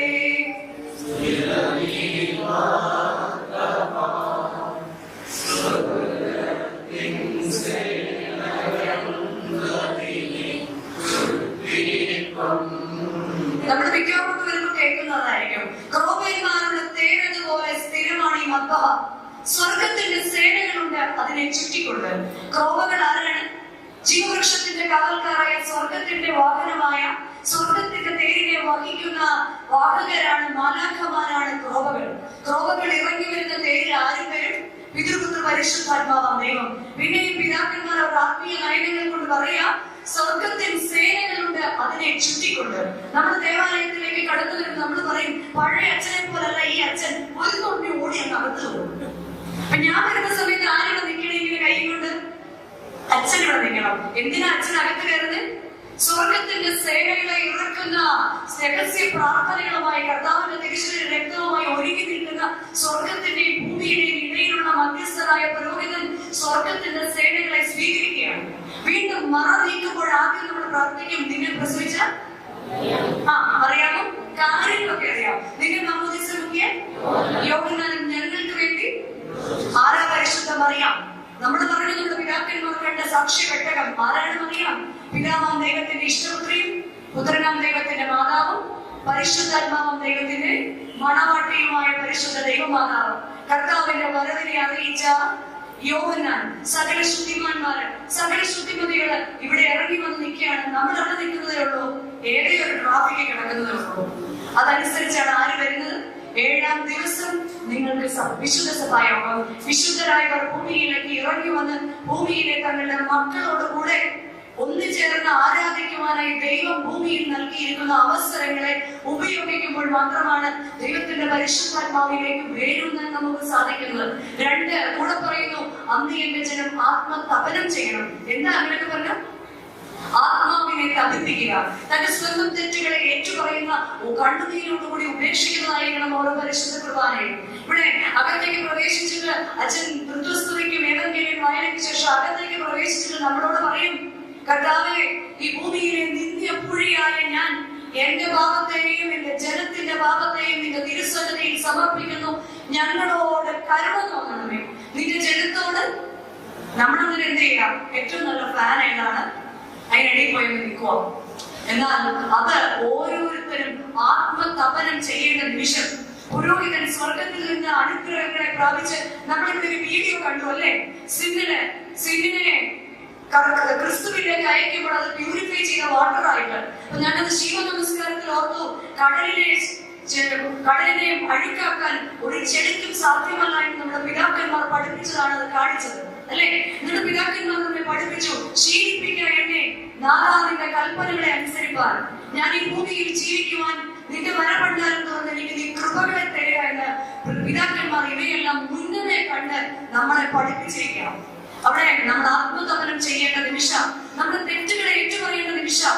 ആ സമയത്ത് ഇടയ്ക്കിടയ്ക്ക് അച്ഛൻ തിരിഞ്ഞിട്ട് പറയും, നിങ്ങൾക്ക് എല്ലാവർക്കും ഇല്ല ഇരിക്കുന്ന ആർക്കെങ്കിലും സമാധാനം ഭദ്രാസന സെക്രട്ടറി അച്ഛനും എല്ലാവരും, നിങ്ങൾക്ക് ആർക്കെങ്കിലും സമാധാനം ഉണ്ടോ? ഇല്ല. എന്താ സമാധാനം ഇല്ലാതെ? നിങ്ങൾക്ക് എല്ലാവർക്കും സമാധാനം എന്ന് പറഞ്ഞിട്ട് അച്ഛൻ പാടും, അന്യോന്യം സ്ലോ നൽകി കർത്താവിൻ സ്ലോ നമ്മിൽ തമ്മിൽ ചുംബിക്കണം നാം. ഞാൻ നിങ്ങൾക്ക് നൽകുന്ന സമാധാനം അത് ലോകം നൽകുന്നത് പോലെയല്ല, ഉയരത്തിൽ നിന്ന് വാങ്ങിക്കുന്ന നിത്യമായ സമാധാനമാണ്. അത് നിങ്ങളുടെ ഇടയിൽ വാഴണമെങ്കിൽ എന്തോടെ വേണമെന്ന് കൂടെ പറയുന്നുണ്ട്. താഴെ വാണി എന്ന് പറഞ്ഞിട്ട് താഴെ എഴുതുന്നുണ്ട്, നാം തമ്മിൽ ചുംബിക്കണം. കൈപ്പായതെങ്കിലും മനസ്സിലുണ്ടെങ്കിൽ, അരിശമായ എന്തെങ്കിലും മനസ്സിലുണ്ടെങ്കിൽ, മറ്റുള്ളവരുടെ വളർച്ച കാണുമ്പോൾ എനിക്ക് അസൂയുണ്ടെങ്കിൽ, മറ്റുള്ളവരുടെ നന്മ കാണുമ്പോൾ എനിക്ക് സഹിക്കാൻ വേണമെങ്കിൽ എന്നിൽ എന്ത് വസിക്കുകയില്ല. സമാധാനം തരുന്നവരുടെ കുഴപ്പമാണോ? വാങ്ങിക്കുന്ന നമ്മുടെ കുഴപ്പമാണ്, വാങ്ങിക്കുന്ന പാത്രത്തിന്റെ കുഴപ്പമാണ്. ദൈവമേ, നീ എന്നെ നിന്റെ സമാധാനത്തിന്റെ വാഹകരാക്കണമേ എന്ന് ഓരോ കുർബാനയിലും പ്രാർത്ഥിക്കുവാൻ ഓരോ ഭക്തരെ സാധിക്കുമ്പോഴാണ് ക്രിസ്തുവിൽ നാം വേരൂന്നുന്നത്. അവസാനമായിട്ട് പറയുന്നു, 3-ാമതായിട്ട് യഹോവ പറയുന്നു, അന്ന് എന്റെ ജനം യഹോവയ്ക്ക് ദഹനബലി അർപ്പിക്കണം. ദഹനബലി അർപ്പിക്കുന്നത് ആദിമകാലത്തായിരുന്നു. എന്നാൽ കുഞ്ഞാട് ക്രിസ്തു തമ്പുരാൻ തന്നെ ബലിയാക്കിയതോടുകൂടി അവിടെ രക്താർപ്പിത ബലി നീങ്ങിപ്പോയി. അപ്പൊ നമ്മൾ പിന്നെ കുർബാനയ്ക്ക് വരുന്നത് അല്ലാത്ത ഫെലോഷിപ്പിൽ പോയാൽ പോലെയോ? പക്ഷെ അതിലുണ്ട്, കർത്താവ് മാളികയുടെ മുകളിലിരുന്ന് അപ്പം മുറിച്ചിട്ട് ശിഷ്യന്മാരോട് പറയാ, ലോക അവസാനം വരെയും നിങ്ങൾ ഇതെന്റെ ഓർമ്മയ്ക്കായി, എന്റെ 2ാമത്തെ വരവ് വരെയും ഇത് നിങ്ങൾ എന്റെ ഓർമ്മയ്ക്കായി. അപ്പൊ അന്ന് തീർന്നവര് ഞാനിനിയും വരുന്നതുവരെയും ഇത് നിങ്ങൾ എന്റെ ഓർമ്മയ്ക്കായി ചെയ്യണം. അതാണ് പുരോഹിതന്റെ കയ്യില്. പുരോഹിതൻ പ്രാർത്ഥിക്കും, പരിശുദ്ധ രൂപ ആവസിച്ച് ഈ അപ്പത്തെ കർത്താവിന്റെ ശരീരമാക്കട്ടെ, കർത്താവിന്റെ തിരുരക്തമാക്കട്ടെ. നമ്മളിത് കേൾക്കാറുണ്ടോ? നമ്മളെന്തിനെ എന്ത് ചെയ്യുക? നമ്മളെന്തിനെ സ്ക്വയർ ഫീറ്റ് എടുക്കുക. പിന്നെ അത് കഴിഞ്ഞ ഉടനെ എന്തിനുള്ള സമയം അറിയോ? തുബ്ദയിലുള്ള സമയം. സ്ക്വയർ ഫീറ്റ് എന്തിനു വേണ്ടിയാ? എനിക്കിരിക്കാൻ. എന്തിനു വേണ്ടിയാ? എനിക്കിരിക്കാൻ. നീ ഇരുന്നാലും എനിക്ക് കുഴപ്പമില്ല, നീ ഇരുന്നില്ലെങ്കിൽ കുഴപ്പമില്ല. ആയിരിക്കും എന്ത് ചെയ്തോണ്ടിരിക്കും? അച്ഛനോടെ പരിശുദ്ധ രൂപയെ ആവസിച്ച് കർത്താവിനെ എന്നിട്ടാണ് നമ്മളെ സ്വീകരിക്കാനായിട്ട് ക്ഷണിക്കുന്നത്. ഇത് നിങ്ങളുടെ കടങ്ങളുടെ പരിഹാരത്തിന്, ഇത് നിങ്ങളുടെ പാപങ്ങളുടെ മോചനത്തിന്, നിത്യജീവന് വേണ്ടി സത്യവിശ്വാസികൾക്ക് നൽകപ്പെടുന്നു. അങ്ങനൊന്നുമില്ല. നമുക്ക് ബർത്ത്ഡേക്ക് ആണെങ്കിൽ, പിന്നെ നമുക്കൊരു വെഡിങ് ആനിവേഴ്സറി ഉണ്ടെങ്കിൽ, എക്സാം ആണെങ്കിൽ, റിസൾട്ട് വരാണെങ്കിൽ നമ്മൾ എന്ത് ചെയ്യും? മോനെ ഇന്ന് പോയി എന്ത് ചെയ്യണം? ഇന്ന് പോയി കുർബാന കൊള്ളണം. ഒരു വെള്ളയൊക്കെ നമ്മളന്ന് വരും. എന്തിന്? എന്നാൽ ശുശ്രൂഷകരൻ ചൊല്ലിത്തരുന്ന ഒരു പ്രാർത്ഥനയുണ്ട്, എന്റെ കർത്താവെ, നിന്നെ സ്വീകരിക്കാൻ എന്നെ യോഗ്യനാക്കണമേ, നിന്നെ ഭക്ഷിക്കാൻ എന്നെ യോഗ്യനാക്കണമേ. അവിടുത്തെ പരിശുദ്ധ ശരീരമാകുന്ന ഭക്ഷണം മൂലം എന്നിലെ ദുർമോഹങ്ങളില്ലാതെ ആകണം. ജീവനുള്ള കാസായി നിന്ന് ഞാൻ പാനം ചെയ്യുന്നതിനാൽ എന്റെ ദുർവികാരങ്ങളില്ലാതെയാകണം. ഞാൻ എന്തിനു വേണ്ടിയാ കർത്താവിന്റെ തിരിച്ചറിയ രക്തങ്ങൾ ഭക്ഷിക്കുന്നത്? എന്റെ കർത്താവിന്റെ തിരിച്ചറിയ രക്തങ്ങൾ ഞാൻ ഭക്ഷിക്കുന്നത് എന്നിലെ ദുർമോഹങ്ങളില്ലാതെയാകാനും എന്നിലെ ദുർവിചാരങ്ങളില്ലാതെയാകുവാനാണ്. അപ്രകാരം ക്രിസ്തു എന്ന തലയോളം വളരാനാണ് പൗലോസ് നമ്മളെ ആഹ്വാനം ചെയ്യുന്നത്. ക്രിസ്തു എന്ന പേരിലേക്ക് ഇറങ്ങുമ്പോൾ ക്രിസ്തു എന്ന തലയോളം വളരുവാൻ നമുക്ക് ആത്മീയ ജീവിതത്തിൽ സാധിക്കണം. ഭൗതിക ജീവിതം നമുക്ക് തന്ന ദൈവം 6 ദിവസം നീ അധ്വാനിക്കുമ്പോൾ 7-ാം ദിവസം കർത്താവിന് വേണ്ടി കൊടുത്ത പിതാക്കന്മാരുടെ മക്കളാണ് നമ്മൾ. ആദ്യത്വമുള്ള പാരമ്പര്യമുള്ള മക്കൾ എന്ന് പറയുന്നത് ഇതായിരുന്നു അവരുടെ പാരമ്പര്യം. ഒന്നുമില്ലായ്മയിൽ ഉണർന്നിരുന്ന് പ്രാർത്ഥിക്കുന്നതായിരുന്നു അവരുടെ പാരമ്പര്യം. വ്യക്തി പ്രാർത്ഥനകളിലും കുടുംബ പ്രാർത്ഥനകളിലും കൂട്ടമായ ആരാധനയിലും നമ്മൾ മാതൃകയുള്ളവരായി തീരണം. പിന്നീട് നമ്മൾ പറയും, രാവിലെ ഞാൻ ഓർമ്മിപ്പിച്ചു, നമ്മുടെ സഭാ നേതൃത്വങ്ങളെയും ഒക്കെ വിമർശിക്കുമ്പോൾ നമ്മുടെ അപ്പനോടും അമ്മയോട് ചോദിക്കണേ, അവരുടെയൊക്കെ ചെറുപ്പത്തില് ആരെങ്കിലും വീട്ടിലിരുന്ന് ഈ വാട്സപ്പ് എടുത്ത് വെച്ചിട്ട് കണ്ടോ, ഈ അച്ഛനെ കണ്ടോ, അച്ഛൻ മാർക്കറ്റിൽ പോയിട്ടോ, അപ്പുറത്തെ വീട്ടിലെ ജോസഫ് ടെക്സ്റ്റൈൽസിൽ പോയിട്ടോ, അവര് മാളിൽ പോയി കേട്ടോ. നോ, വീടുകളിൽ ഇതിനൊരു വേദി ആയിരുന്നില്ല. പുറപ്പാട് പുസ്തകം 17-ാം അധ്യായത്തിന്റെ 8-ാം വാക്യത്തില് തന്റെ ജനം അമാലേക്യരോട് യുദ്ധം ചെയ്യാൻ പുറപ്പെടുക. അമാലേക്യരോട് യുദ്ധം ചെയ്യാൻ പുറപ്പെട്ടപ്പോൾ മോശയുടെ കൈ സ്വർഗത്തിലേക്ക് ഉയർന്നു. അപ്പോൾ ഇസ്രായേൽ ജനം വിജയിച്ചു. എന്നാൽ മോശയുടെ കൈ ഭാരം കൊണ്ട് താന്നപ്പോൾ ഇസ്രായേൽ ജനം പരാജയത്തിലേക്ക് വന്നു. മോശയുടെ കൈ താഴുന്നു എന്ന് മനസ്സിലാക്കി യോശുവയും നൂനും എന്ത് ചെയ്തെന്നറിയാമോ? ഒരു കല്ലിന്മേൽ ഇരുത്തിയിട്ട് അവരുടെ കൈ വെച്ച് താങ്ങി മോശയുടെ കൈയെ ഉയർത്തിപ്പിടിച്ചു. പ്രിയരെ, നമ്മുടെ പിതാക്കന്മാരുടെ കൈയെ, നമ്മുടെ സഭാ നേതൃത്വങ്ങളുടെ കൈയെ ഉയർത്തിപ്പിടിക്കുവാൻ നമ്മളുടെ പ്രാർത്ഥനകൾക്ക് സാധിക്കുമ്പോഴാണ് വ്യക്തി പ്രാർത്ഥനകളിലും കുടുംബ പ്രാർത്ഥനകളിലും കൂട്ടമായ ആരാധന ഭവനത്തിൽ മനസ്സിലാക്കാത്തതുപോലെ ക്രിസ്ത്യാനി എന്ന് പേര് പറഞ്ഞിട്ടും പലപ്പോഴും ദൈവത്തെ നമ്മൾ അറിയാതെ പോകും. എന്നിലുള്ള ദൈവത്തെ കസ്തൂരിമാൻ അതിന്റെ നാഭിയിൽ നിന്ന് ഒഴുകുന്ന കസ്തൂരി അന്വേഷിച്ച് നടക്കുന്നത് പോലെയല്ല, എന്നിലുള്ള ദൈവത്തെ നറിഷ് ചെയ്യണം, എന്നിലുള്ള ദൈവത്തെ പോളിഷ് ചെയ്യണം, എന്നിലുള്ള ദൈവത്തെ ഒന്ന് ഊതണം, എന്നിലുള്ള ദൈവത്തെ ഒന്ന് ഊതിയൊന്ന് ജ്വലിപ്പിക്കണം. അവരിലെ പരിശുദ്ധാത്മാവിനെ കാണുവാൻ എന്നിലെ പരിശുദ്ധാത്മാവ് തുടിക്കണം. അതാണ് എലിസബത്തിന്റെ ഉള്ളിൽ കിടന്ന് യോഹന്നാൻ എന്നൊരു പ്രജ മറിയാമിനെ കണ്ടപ്പോൾ കാണിച്ചത്. പ്രജ കുതിച്ചു ചാടി എന്ന് വേദപുസ്തകം പഠിപ്പിക്കുന്നത് പോലെ നമുക്കും അവരിലെ പരിശുദ്ധാത്മാവിനെ കാണാം. അല്ലെങ്കിൽ എന്ത് സംഭവിക്കുമെന്ന് അറിയാമോ? ഉല്ലാസഭ്രാന്ത് ബാധിച്ച ഒരു സമൂഹത്തിലാണ് നമ്മൾ ജീവിക്കുന്നത്. നമുക്കൊരിക്കലും നമ്മുടെ സൊസൈറ്റിയെ നേരെയാക്കുന്നതിനെ കുറിച്ച് നമുക്ക് ഉത്തരവാദിത്വമില്ല. ഫസ്റ്റ് ഞാനാണ് ശരിയാവുന്നത്. ഉല്ലാസഭ്രാന്ത് ഇങ്ങനെ മൂത്തുകഴിഞ്ഞാൽ എന്ത് സംഭവിക്കും? ദൈവിക ബോധവും ദൈവഭക്തിയും എല്ലാം നമ്മുടെ തലമുറകളിൽ നിന്നും പടിയിറങ്ങുന്നത് നമ്മൾ കാണേണ്ടി വരും. നമ്മുടെ ഇടയിൽ നമുക്കറിയാം, ഇംഗ്ലണ്ടും ഫ്രാൻസിലും ഒക്കെ ഇന്ന് പല ദേവാലയങ്ങളും സിനിമ തിയേറ്ററുകളും പബ്ബുകളും ഒക്കെ ആയിട്ട് മാറിയിരിക്കുകയാണ്. ഇംഗ്ലണ്ടിലൊക്കെ അങ്ങനെയാണല്ലേ, കഷ്ടം എന്നാര് പറയും? നമ്മളിവിടെ ഇന്ത്യയിൽ പറയും. എന്നാൽ വിശുദ്ധന്മാരുടെ നിരയെ നോക്കിയാൽ ഏറ്റവും കൂടുതൽ വിശുദ്ധന്മാർക്ക് ജന്മം കൊടുത്ത നാടുകളായിരുന്നു അവയെല്ലാം. വിശുദ്ധന്മാരുടെ വിശുദ്ധിയുടെ ഇറ്റിലങ്ങളായിരുന്നു ക്രൈസ്തവ ജനതയുടെ ആണിക്കല്ലായിരുന്നു ഇംഗ്ലണ്ടും ഫ്രാൻസും ഒക്കെ. അവിടെയാണ് ഇന്ന് ദേവാലയങ്ങൾ പബ്ബുകളായി മാറിയിരിക്കുന്നത്. അവിടെയാണ് സിനിമ തിയേറ്ററുകൾ ഉണ്ടായിരിക്കുന്നത്. ഇപ്പോൾ സ്റ്റിയറിംഗ് നിങ്ങളുടെ കയ്യിലാണ്. It's the time. നിങ്ങളുടെ കയ്യിലാണ് പന്ത്. നമ്മൾ പറയും പെനാൽറ്റിയിലാണ് നിങ്ങൾ നിൽക്കുന്നത്. അവിടെ വലിയ സൊസൈറ്റിയിൽ വലിയ മാറ്റങ്ങൾ ഉണ്ടാകുന്നു. നമ്മളുടെ കയ്യിൽ ആത്മീയതയുടെ സ്റ്റിയറിംഗ് ഉണ്ട്. ഈ സ്റ്റിയറിംഗ് പിടിച്ച് എങ്ങോട്ടാണ് പെനാൽറ്റി അടിക്കുന്നത് അതനുസരിച്ചിരിക്കും നമ്മുടെ ഗോൾ പോസ്റ്റിലെ ഗോൾ. ക്രിസ്തുവിനെ കൈക്കൊണ്ട് അവന്റെ നാമത്തിൽ നടക്കുന്ന നമ്മൾ ഓരോരുത്തരും അവന് നല്ല സാക്ഷികളാകുവാൻ, വേരൂന്നി വളരുവാൻ തടസ്സമായി നിൽക്കുന്നതിന്റെ പ്രാർത്ഥനയുടെ കുറവാണോ? എന്റെ പ്രവർത്തനങ്ങളുടെ കുറവാണോ? അല്ല, എന്നിലുള്ള ദൈവികതയെ ഞാൻ തേടിപ്പിടിച്ച് വലുതാക്കുക. എന്നിൽ ദൈവം നിക്ഷേപിച്ചിരിക്കുന്ന എന്റെ നിയോഗങ്ങളെ തിരിച്ചറിയുക. എന്റെ ദൈവത്തിന്റെ പരിശുദ്ധാത്മാവ് എന്നിൽ ഫലമണിയണം. എന്നിലത് പൂവണിഞ്ഞ് ഞാൻ ദൈവത്തിന് വേണ്ടി ഭൂമിയിൽ ജീവിക്കുന്നതായി തീരണം. ഇവിടെ അച്ഛൻ രാവിലെ ഓർമ്മിപ്പിച്ചു വള്ളത്തിന്റെ ദിശയെ കുറിച്ച്. പ്രിയരെ, നമ്മുടെ വലിയൊരു മഹാസമുദ്രമാണ് ഈ ലോകം. നമ്മളെല്ലാം ഓരോ കപ്പലുകൾ, സ്വർഗസീമയിലേക്ക് ലക്ഷ്യം വെച്ച് യാത്ര ചെയ്യുന്ന കപ്പലുകൾ. കപ്പിത്താന്മാരും നല്ല കപ്പലിന്റെ നായികമാരുമാണ്. വെള്ളത്തിനൊരു പ്രത്യേകതയുണ്ട്. എന്താണെന്ന് പറയാമോ? വെള്ളം ഇല്ലെങ്കിൽ കപ്പൽ ഓടില്ല. എന്നാൽ വെള്ളം കപ്പലിനുള്ളിലേക്ക് കയറി എന്ത് സംഭവിക്കും? കപ്പൽ സിങ്ക്, അല്ലെ? നമുക്കറിയാം, കപ്പൽ മുങ്ങിപ്പോകും. കപ്പൽ മുങ്ങിപ്പോകരുത്. നമ്മുടെ വിശ്വാസ ജീവിതമാകുന്ന കപ്പൽ സ്വർഗ സിയോനിലേക്ക് ലക്ഷ്യം വെച്ച് യാത്ര ചെയ്യുമ്പോൾ ലോകമോഹങ്ങളെ അതിനോട് ചേർത്തതിനെ അതിജീവിച്ച് ക്രിസ്തുവിന് നല്ല സാക്ഷികളായി ക്രിസ്തുവിൽ വേരൂന്നി ക്രിസ്തുവിന് വേണ്ടി ഫലം കായിച്ച് ക്രിസ്തുവിന് നല്ല മാതൃകകളാകുവാൻ നമുക്ക് സാധിക്കുമ്പോഴാണ് ഈ കോൺഫറൻസ് അനുഗ്രഹമാകുന്നത്.